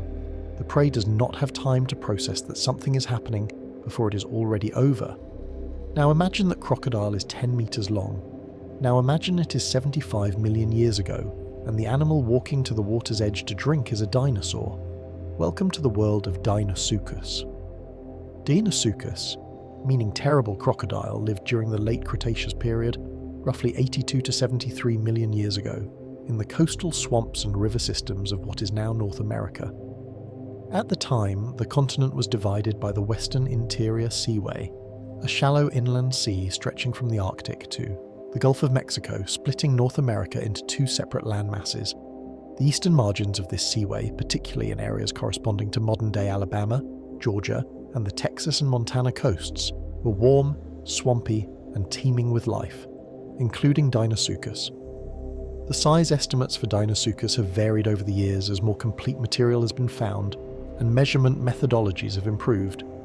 Current best estimates based on skull measurements, in comparison with modern crocodilian proportions, suggest total body lengths between 8 and 12 meters for the largest individuals.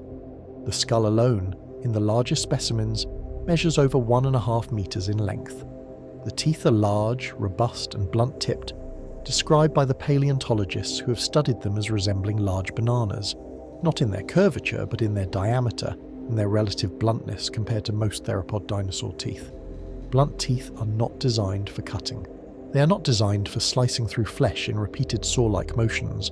Blunt, robust teeth are designed for gripping and crushing, for taking hold of something large and not releasing it, for exerting sustained compressive force on bone.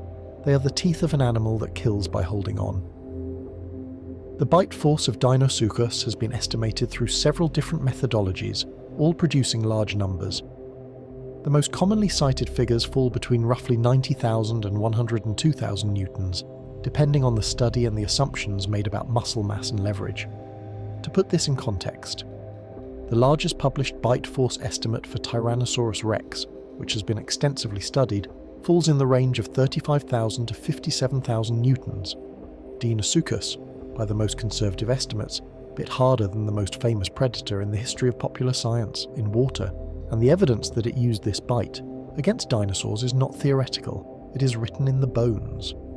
Fossilized dinosaur bones from late Cretaceous deposits in areas where Deinosuchus is known to have lived bear bite marks that match Deinosuchus tooth geometry. Crucially, some of these bite marks show signs of healing. The bone regrew around the wound, which means the animal that was bitten survived the initial attack. It walked away.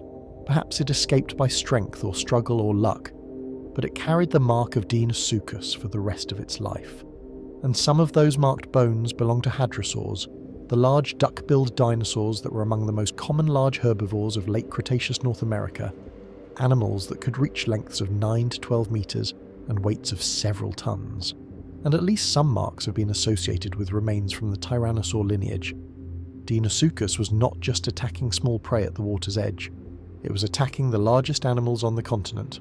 The hunting strategy of Deinosuchus would have been essentially identical to that of modern crocodilians, because the crocodilian ambush strategy is one of the most stable and successful predatory approaches in the history of vertebrate life. It has not needed meaningful modification in 250 million years. The animal waits submerged at the water's edge or in shallow water near a bank. Its nostrils, eyes, and the top of its skull are the only parts above the surface, presenting a profile that, from a distance on a flat water surface, is almost indistinguishable from a floating log or a patch of vegetation. As a prey animal approaches to drink, the crocodilian performs what researchers call a high walk, a rapid explosive movement up and out of the water, powered by the full force of its leg and body musculature. The jaws close, the hold is established, and then the water becomes the weapon.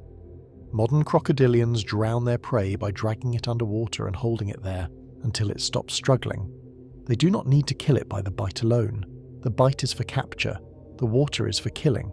The combination of grip force that even a modern saltwater crocodile cannot be pried open without mechanical assistance, and the weight and resistance of the water itself means that once a prey animal is in the water with a large crocodilian, its situation is essentially hopeless regardless of its size. For Deinosuchus, with a grip force dramatically exceeding that of any modern crocodilian, this equation was even more absolute. Once it had hold of a dinosaur at the water's edge, the outcome was determined. The only variable was how long it took. Here is the question that the existence of Deinosuchus naturally raises. If crocodilians can produce an animal this large, this powerful, and this successful, why are modern crocodilians so much smaller? The largest modern saltwater crocodile males reach around 5 to 6 meters. Exceptional, unverified individuals have been reported at 7 meters, but nothing approaching the 10 to 12 meter range of Deinosuchus. Why? The answer is ecological. Deinosuchus lived in a world with large dinosaurs as prey. Large prey supports large predators. As prey size increases, the energetic benefit of being a larger predator increases with it. A 10-meter crocodilian is a viable proposition when the prey animals at the water's edge regularly exceed 3,000 kilograms. In the modern world, the largest land animals approaching a water's edge are hippopotamuses, elephants, rhinoceroses. These are large animals, but they are also aggressive, well-defended, and in the case of hippos specifically, extremely dangerous to crocodilians that attack them. Without the bounty of Cretaceous megafauna, the evolutionary pressure toward gigantism in crocodilians relaxed. The modern size is not a failure, it is a recalibration. But the machinery is still there, the patience is still there, the strike is still there. The bite is still there, scaled down but mechanically identical. Every modern crocodile is Deinosuchus with the volume turned down, and every time a wildebeest walks into a river in the Serengeti, and a crocodile takes it before it finishes its second step, we are watching an echo of something that played out millions of times on Cretaceous riverbanks, when the animal at the water's edge was not a wildebeest but an animal that weighed as much as a car, that could shake the ground with its footsteps. That was by every measure one of the most powerful terrestrial animals alive, and still lost, because the crocodile was waiting, and it was always going to be waiting. That is the part that has never changed. Chapter 10. Mosasaurs, the lizards that became sea monsters. Somewhere along a warm Cretaceous coastline roughly 90 million years ago, a small lizard slid into the water. Maybe it was hunting fish in the shallows. Maybe it was escaping a predator on land. Maybe it simply followed food into a habitat where food was more abundant and competition was less intense. We do not know the specific reason. We know only the result, that lizards' descendants, over the next 20 million years, never came back out. They lost their legs, their tails lengthened and flattened into a powerful propulsive organ. Their feet became flippers, their bodies became streamlined. They grew and grew and grew. Until, in the last 10 million years of the Cretaceous period, they were the largest and most dominant predators in every ocean on Earth. They were the mosasaurs, and no other vertebrate lineage in the history of this planet has transformed itself as completely, as rapidly, and as successfully as the mosasaurs transformed themselves from land-dwelling lizards into ocean rulers. The closest living relatives of mosasaurs are monitor lizards and snakes.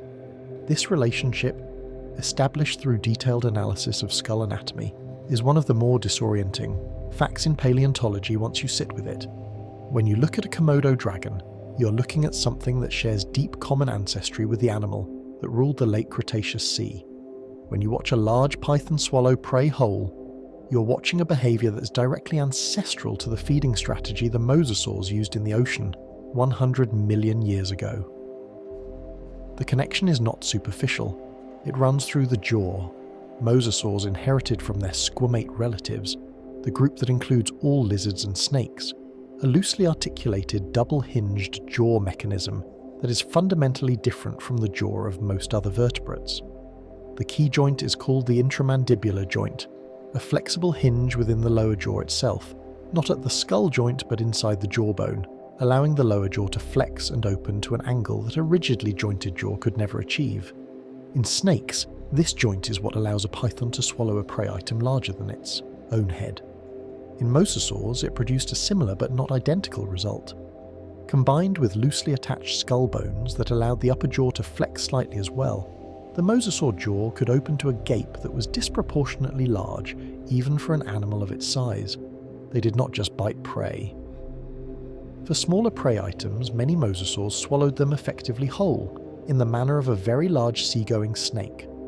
The size range across the mosasaur family was extraordinary. The earliest, most primitive forms were small. Dallosaurus, one of the most primitive known mosasaurs, was roughly 1 meter long, a modest lizard-sized animal that would not have been conspicuous in the late Cretaceous coastal shallows. But mosasaur evolution accelerated in the same geological blink of an eye as their initial transition to the sea.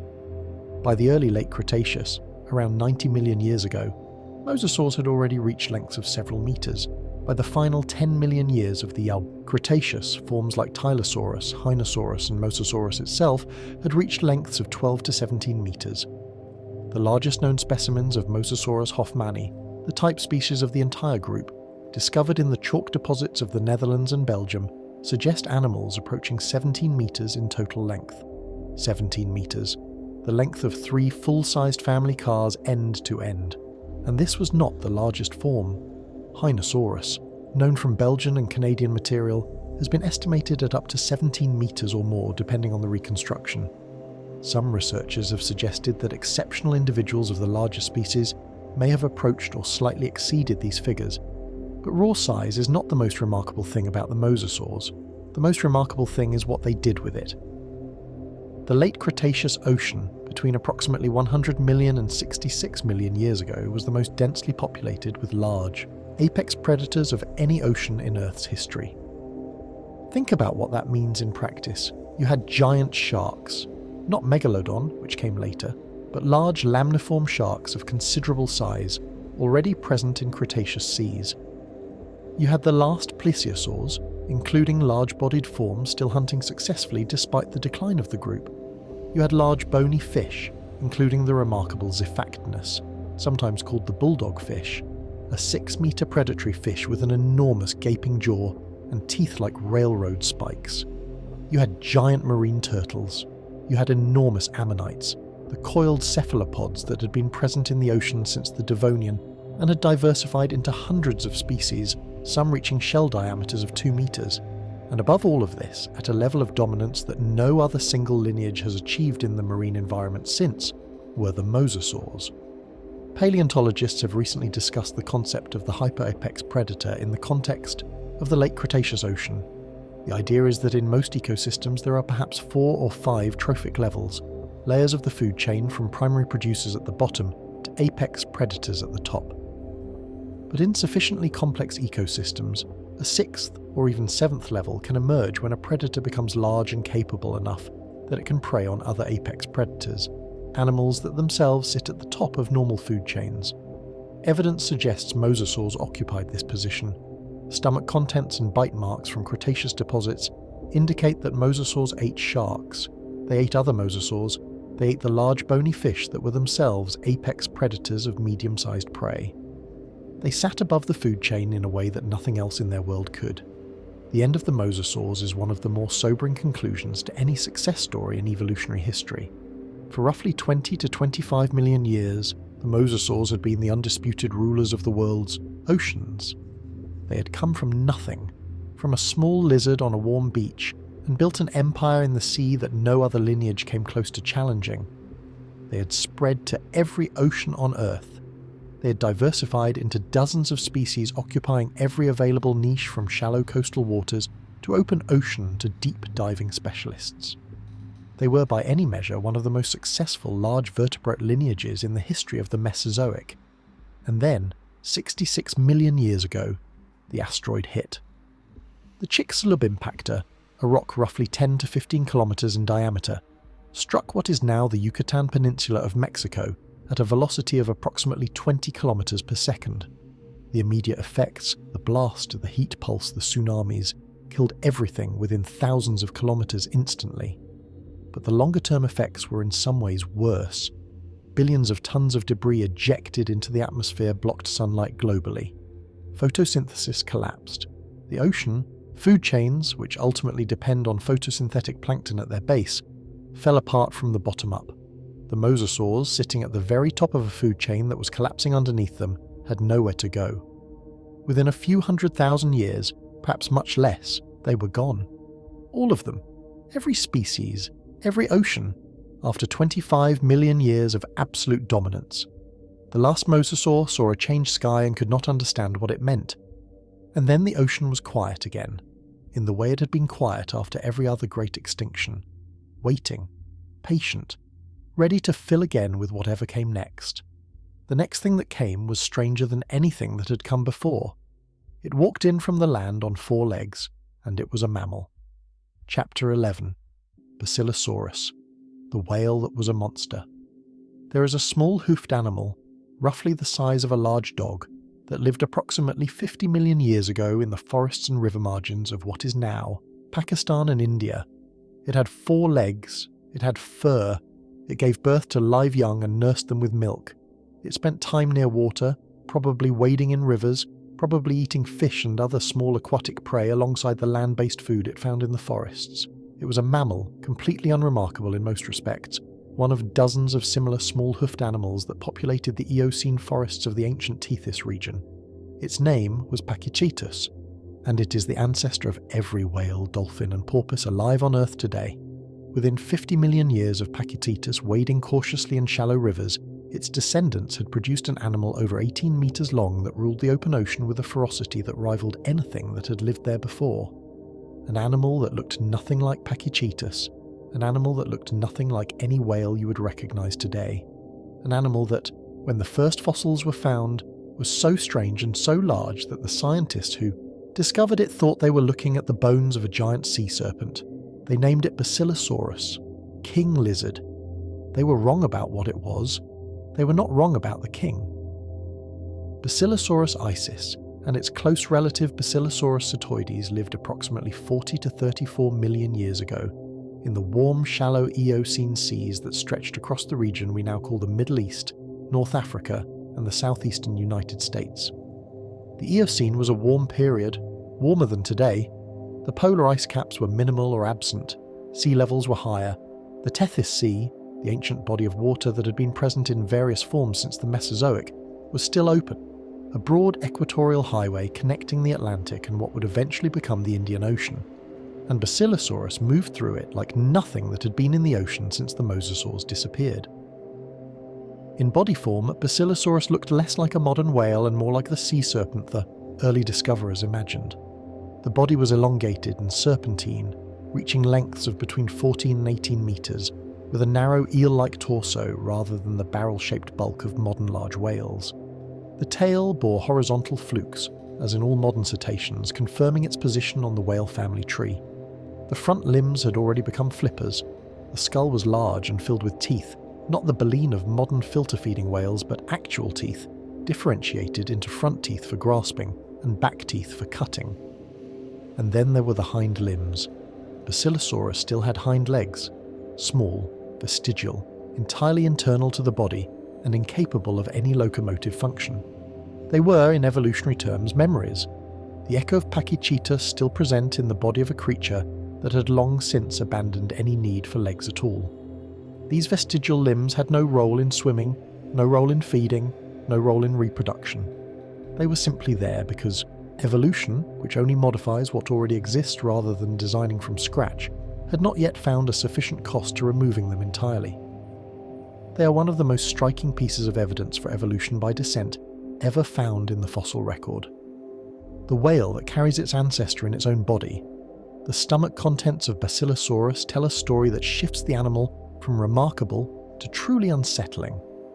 Several exceptionally preserved Basilosaurus specimens, most notably material from the Wadi al-Hitan site in Egypt, a UNESCO World Heritage fossil site sometimes called the Valley of the Whales, have been found with identifiable material in the abdominal region. Analysis of this material revealed large fish, including sharks of considerable size. It revealed smaller cetaceans, specifically juveniles of a smaller contemporary whale called Dorudon. Basilosaurus was eating the young of its own relatives. Dorudon was not a tiny animal. Adults reached roughly 5 meters in length, making them a substantial prey item for any predator. But Dorudon gave birth to young that were smaller and slower than the adults, and the Wadi al-Hitan site preserves both Basilosaurus and Dorudon fossils in close proximity, suggesting they shared the same coastal habitat. The implication drawn by researchers is that Basilosaurus actively hunted juvenile Dorudon in the shallows, where the young whales spent their early months. This is not unprecedented behaviour. Modern killer whales, the apex predators of today's ocean, are well documented as hunters of other cetacean young, including the calves of much larger whale species. But finding evidence of this behaviour in an animal 50 million years old, in the first chapter of whale evolution, suggests that the ocean's most intelligent and socially complex predators have been using this strategy for as long as the strategy has been available to them. Basilosaurus may have been the original killer whale. Now we must meet an animal that even fewer people know about than Basilosaurus, and that deserves to be far more famous than it is. Livyatan melville. The name is a combination of the Hebrew Livyatan, the biblical sea monster, and Melville, in honour of Herman Melville, the author of Moby Dick.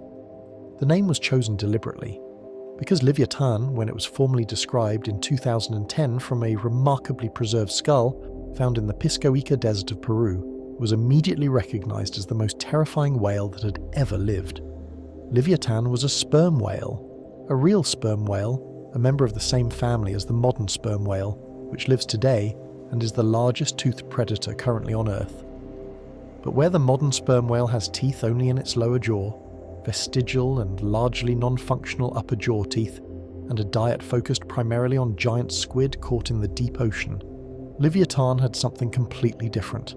It had enormous functional teeth in both jaws, upper and lower.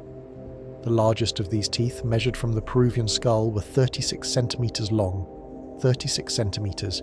Each tooth the length of a human forearm, thick, robust, rooted deeply in the jaw, designed for gripping and crushing prey of substantial size. Livyatan was an active hunter of large prey, not squid, whales. The estimated body length of Livyatan ranges from 13.5 to 17.5 meters. Its skull alone was 3 meters long, and it lived between 12 and 13 million years ago, during the Miocene, in exactly the same ocean, at exactly the same time as the other animal most famous for hunting whales, Megalodon. Livyatan and Megalodon coexisted. They hunted the same prey in the same ocean, two of the most formidable predators in the history of life on this planet, competing directly for the large whales that filled the Miocene Sea. We do not know which one won any specific encounter between them. We do not know, whether they directly competed or divided the ocean between them. We know only that both went extinct at roughly the same time, around 2.5 to 3 million years ago, and that the most likely common cause was the same. The ocean cooled. The large whale prey populations changed. The food base that supported giant apex predators contracted. And two of the most extraordinary animals this planet has ever produced vanished together, sharing even their extinction as they had shared their ocean. They are both gone now, and the ocean they left behind is quieter for it, cleaner and calmer on the surface, but underneath, in the deep cold water where the light does not reach, the echoes of what they were have not entirely faded. Every whale that swims in the ocean today swims in the shadow of what came before it, and somewhere in that shadow, the memory of Basilosaurus is still moving, serpentine, patient, hunting, always hunting.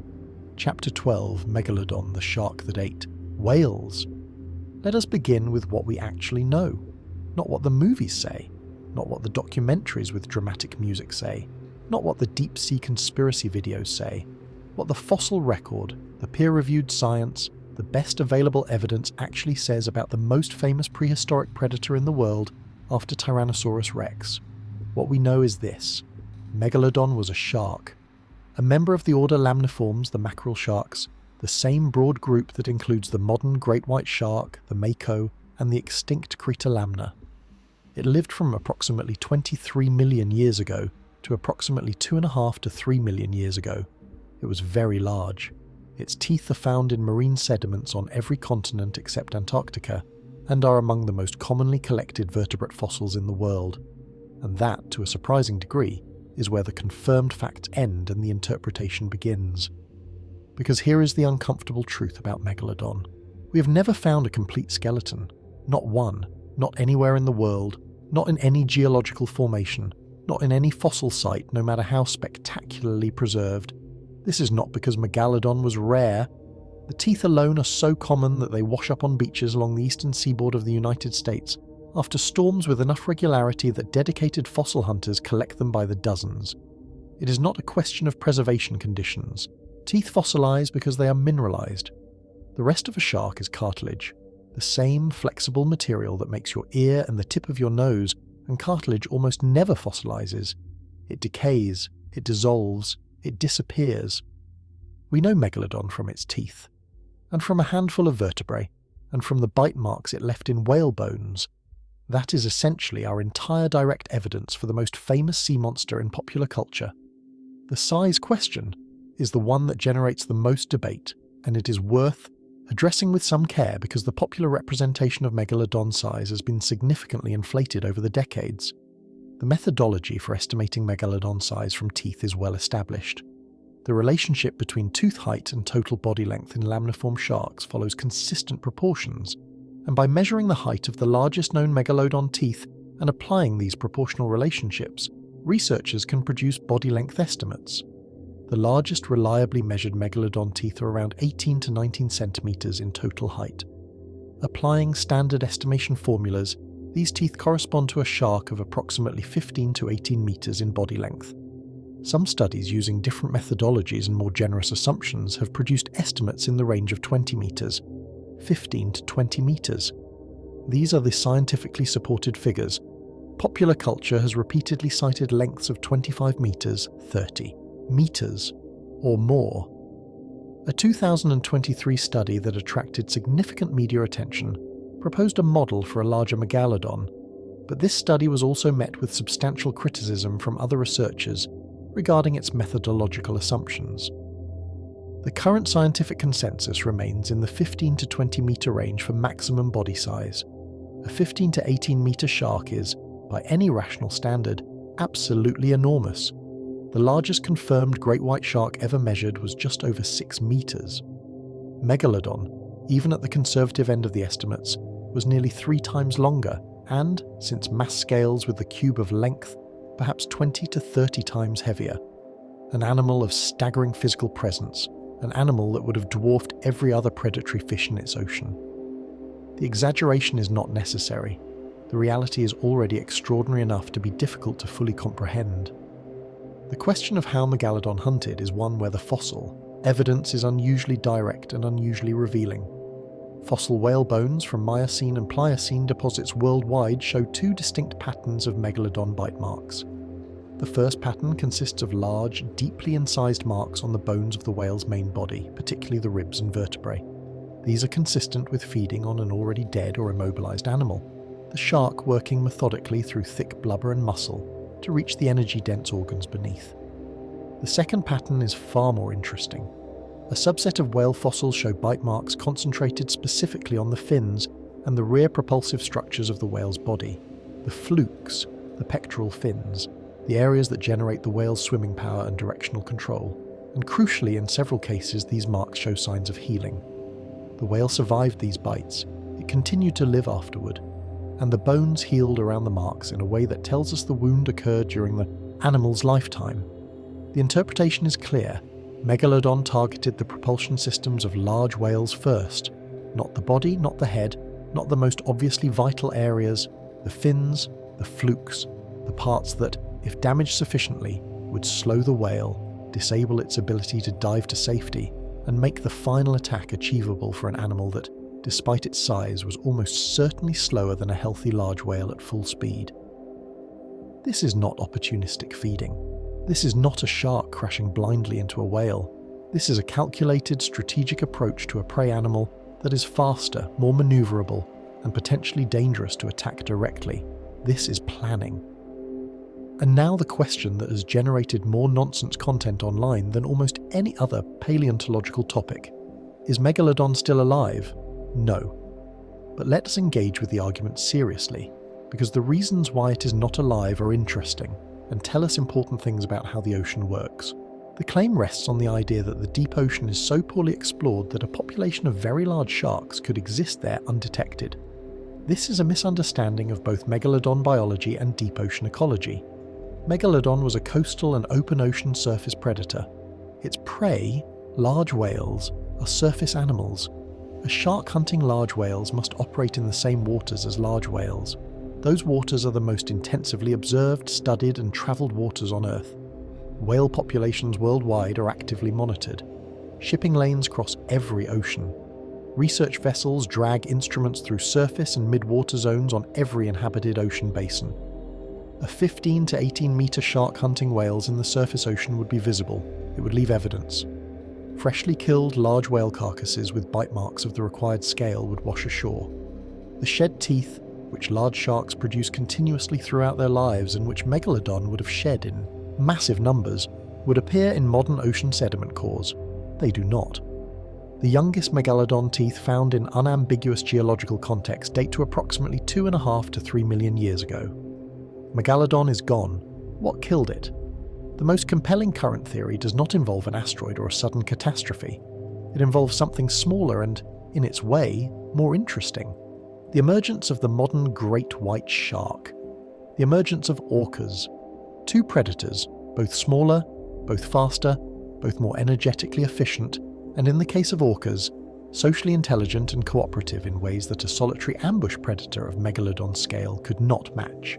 As the ocean cooled at the end of the Pliocene and whale populations shifted in their distribution and behaviour, the competitive advantage Megalodon held began to erode.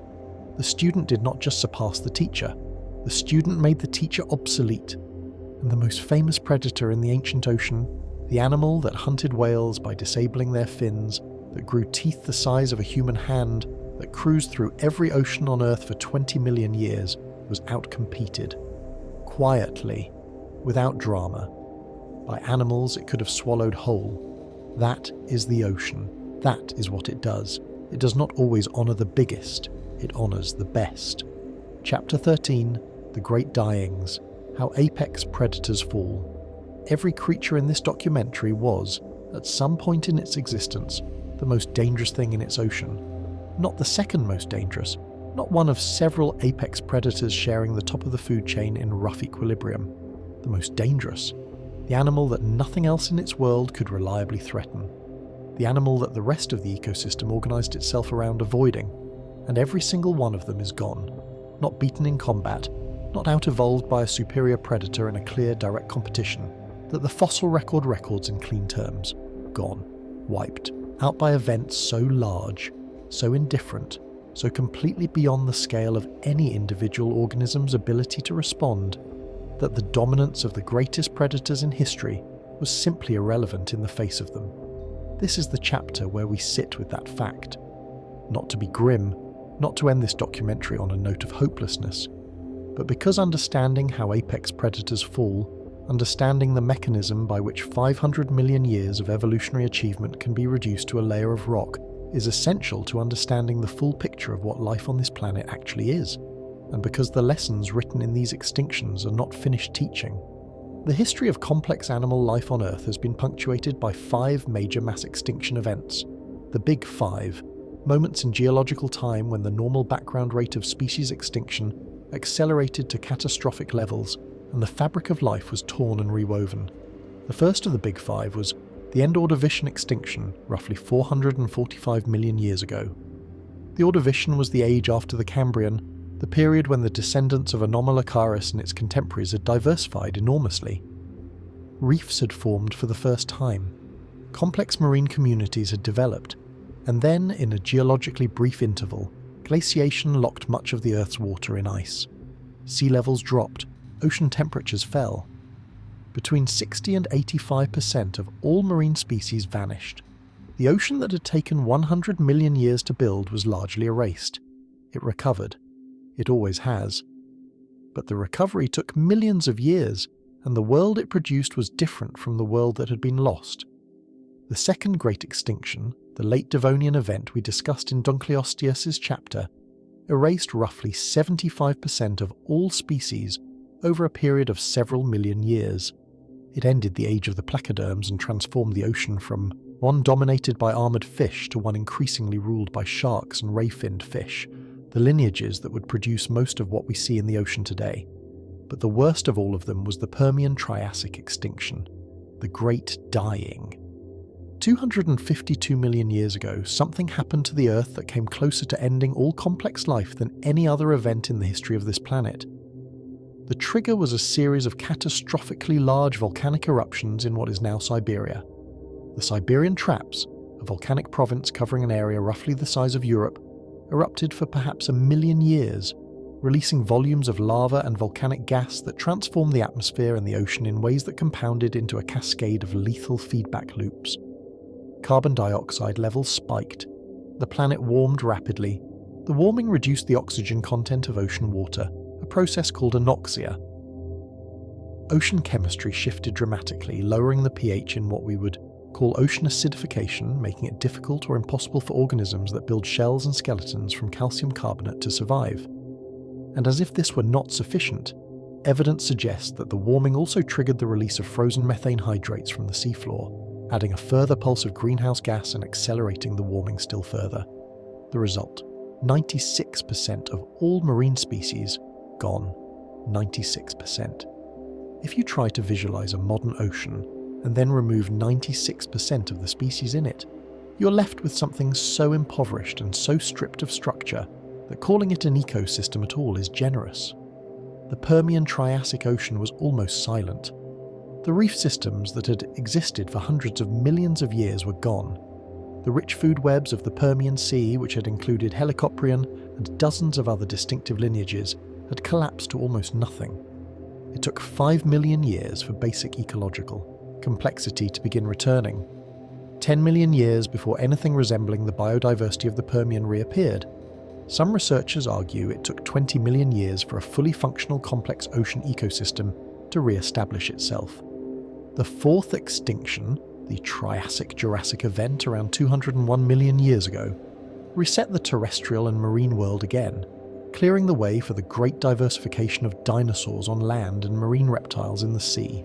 The world that produced the ichthyosaurs and the pliosaurs and the plesiosaurs emerged from the wreckage of this event. And then the fifth, the most famous, the Cretaceous Paleogene extinction, 66 million years ago. The Chicxulub asteroid, the end of the non-avian dinosaurs, the end of the mosasaurs, the end of the last plesiosaurs, the end of the ammonites, those coiled cephalopods that had survived every previous mass extinction for 350 million years, only to meet their end. Here, at the bottom of a layer of iridium-rich clay that marks the boundary and rock formations around the entire planet. The boundary layer is the same thickness everywhere, a few centimetres of altered chemistry and rock that spans the entire globe. Everything below it is the Cretaceous world, everything above it is the world that followed. The contrast between the two, when you know what you're looking at, is one of the most sobering things in all of science. But here is the thing about the survivors. Something survived every one of these events. Not everything, not most things, but something. And the somethings that survived share a set of characteristics that, once identified, reveal a pattern that feels almost like a principle. Dietary flexibility is first.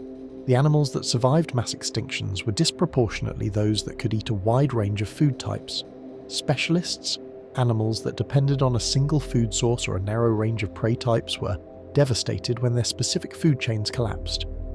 Generalists, animals that could pivot to different food sources as availability changed, had options. Small body size helped in many extinctions because small animals require less food and can survive on the marginal resources available in the immediate aftermath of catastrophe. Reproduction speed mattered enormously. Animals that could produce new generations quickly could evolve responses to change conditions faster than slow reproducing large animals. And depth range, in marine animals, was often critical. The surface ocean was where the worst effects of most extinction events concentrated. Deeper water, more buffered from atmospheric changes, temperature swings and light collapse, was often where survivors clung on. Crocodilians survived because they could eat almost anything, were cold-blooded and therefore required little food, reproduced relatively quickly, and occupied both aquatic and terrestrial habitats, giving them redundancy against the failure of either. Sharks survived because their basic biology is extraordinarily adaptable, and their deep ocean relatives were buffered from surface catastrophe. The pattern of survival is not about strength. It is not about dominance. It is not about how fearsome you are or how completely you ruled your ecosystem during the good times. Survival is about flexibility, about not being too committed to any single version of the world. The most dominant animals in history were the most committed, and commitment, when the world changes, is the most dangerous thing you can be. There is one more thing worth saying here before we move to our final chapter. The sixth extinction is underway, not as a prediction, not as a warning about the future, as a documented present tense reality. Species are currently disappearing at a rate that most researchers estimate at 100 to 1,000 times the normal background rate of extinction. Ocean temperatures are rising. Ocean chemistry is changing. The specific combination of warming and acidification, the same general mechanism that drove the Permian-Triassic extinction, is measurable in today's ocean. We are not at the scale of the Great Dying. Not yet. Perhaps never. But the trajectory, the direction of change, is one that the fossil record of mass extinctions knows well. The ocean is changing again. The question written in 500 million years of extinction events is always the same. Who will be flexible enough to survive? The answer has never been the most powerful. It has always been the most adaptable. The monsters taught us that. Now we must decide what to do with the lesson. Chapter 14. The deep still hides its secrets. We have mapped the surface of Mars in higher resolution than the floor of our own ocean. Let that fact rest for a moment. The planet most associated in popular imagination with mystery and the unknown, the red dot in the night sky that humans have dreamed about for centuries and sent robots to explore, is better mapped than the bottom of the sea we swim in. Roughly 80% of the ocean floor has never been directly observed, never been photographed, never been visited by any instrument or vehicle we have sent there. It exists on our maps as smooth interpolated gradients, reasonable estimates based on surface gravity measurements and acoustic sounding, shapes that approximate reality without confirming it. The deep ocean is the largest unexplored environment on Earth, and what we have found in the parts we have explored is consistently stranger than what we expected. The giant squid was considered a myth, a sailor's exaggeration, until a live specimen was photographed for the first time in 2004. Before that photograph, all we had were dead animals washed ashore or hauled up in fishing nets, animals so large that the scientific establishment found them difficult to accept as real until the evidence became impossible to dismiss. The colossal squid, even larger than the giant squid, was not confirmed as a species until 1925, and a complete adult specimen was not captured until 2007. These are enormous animals, animals the size of school buses, and they were living in our ocean, unknown to science, for the entire history of human civilization. What else is down there? The honest answer is that we do not know. And the range of things that could exist in the deep ocean without our knowledge is broader than most people realize. New species are described from deep ocean samples every year, not just small invertebrates and microbes, the expected discoveries from an understudied environment, but large, complex animals. In recent decades, researchers have documented new species of beaked whales, new species of deep-sea sharks, and entirely new families of fish from depths that were assumed to have been at least broadly surveyed. In 2016, a new species of beaked whale, now called Ramari's beaked whale, was confirmed from specimens that had been sitting in museum collections for years, identified by genetic analysis rather than physical examination, because externally it looked enough like a known species that nobody had looked more carefully. If we are still finding new species of whale, animals that must surface to breathe, animals that we can theoretically observe from ships and planes and satellites, then the deep ocean's inventory is genuinely, not rhetorically, incomplete. This does not mean Megalodon is alive. We addressed that. The specific claim fails for specific reasons that have nothing to do with how little of the deep ocean we have explored. But it does mean that the deep ocean's full biological inventory is unknown, and that the unknown portions are likely to contain surprises. The ocean is not a solved problem. It never has been. But perhaps the more interesting question is not what the deep ocean still conceals. Perhaps the more interesting question is what the creatures we have spent this entire documentary describing. Left behind in the ocean we do know, because they did not simply vanish. Their absence does not mean they have no presence. Every living thing in the modern ocean is a descendant of something that lived through the extinctions we have described. Every shark in the ocean today carries the genetic legacy of lineages that survived the Devonian extinction, the Permian-Triassic extinction, the Cretaceous-Paleogene extinction. Every cetacean, every whale and dolphin and porpoise descends from Pachycetus through Basilosaurus through a continuous chain of adaptation that has been running for 50 million years. The great white shark hunts seals in the cold waters off South Africa using a strike-from-below ambush strategy. It targets the propulsion surfaces, the flippers, the tail, in exactly the way the fossil evidence suggests Megalodon targeted whale fins 70 million years before it. The behaviour was not invented by the great white, it was inherited. The saltwater crocodile, the largest living reptile, can reach 6 meters and has a bite force approaching 16,000 newtons. It is recognisably, unmistakably, the echo of Deinosuchus with the scale compressed by 66 million years of smaller available prey. The strategy is identical, the patience is identical, the strike is identical, only the size is different. The orca, the killer whale, is the most sophisticated social predator in the modern ocean. It hunts in coordinated groups with learned techniques passed between generations, targeting the young of large whale species, disabling prey by attacking propulsive structures, and occupying the hyperapex position in its ecosystem where it preys on other apex predators. This is Basilosaurus. This is the logic of Basilosaurus, refined by 50 million years of social evolution into something more complex, more adaptable, and more terrifying in its intelligence.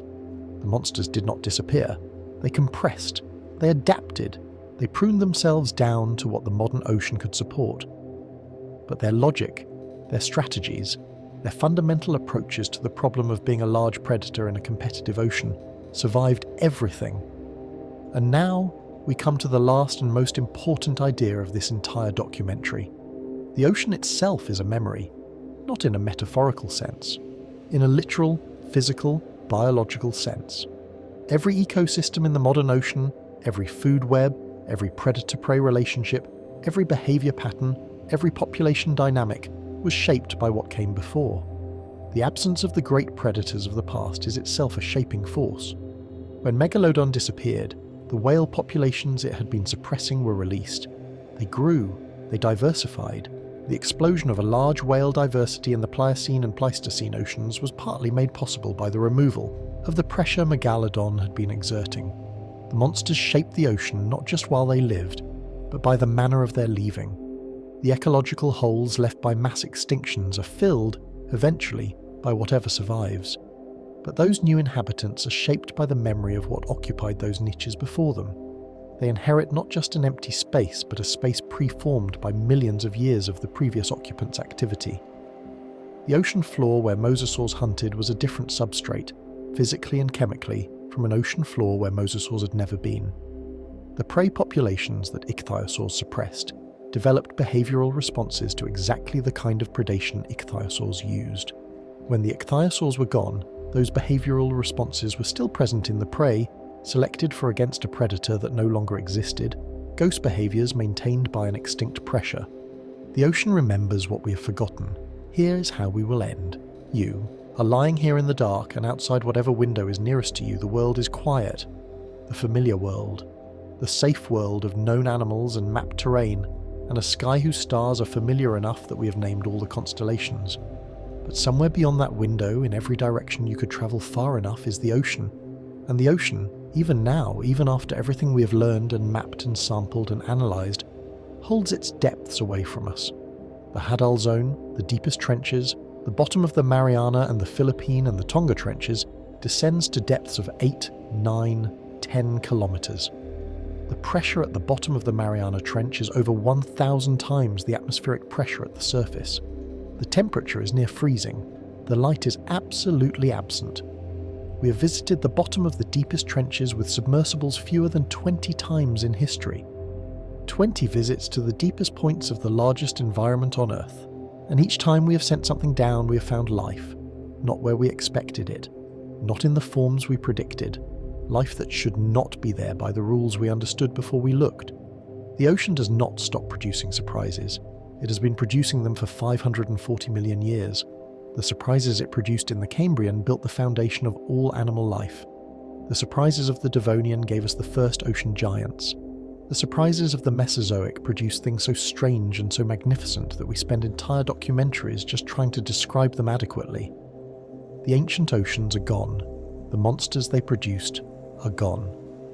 But the ocean is still here, still deep, still mostly dark, still, in its deepest reaches, unknown, and in the unknown, anything is possible. That is not a promise, it is not a claim, it is simply the most honest thing the ocean has ever said about itself. In 540 million years, every time humans, or our predecessors or the ancestors of our ancestors, thought they understood what lived in the sea produced something else. Something larger, something stranger, something built by evolutionary pressures we had not anticipated, using strategies we had not imagined, from materials we had not considered. It has never stopped. The sun still rises over the same ocean it has always risen over. The waves still move in the same patterns. The water is the same water, cycling through the same evaporation and precipitation and current systems it has cycled through for billions of years. But underneath the surface, in the dark where the light fades to blue and then to nothing, the history of everything that has ever lived in the sea is written in the chemistry of the water itself, in the trace elements left by the bodies of the dead, in the behaviour patterns of the living, in the shapes of the things that swim there now, shapes carved by the memory of shapes that swam there before them. The monsters are gone, their ocean is not, and somewhere, in the cold and the dark and the silence that no human has ever directly witnessed, something that has not yet been named is doing what the ocean has always made things do. It is waiting, it is patient, it is perfectly adapted to the world it lives in, and it has no idea we exist. Sleep well,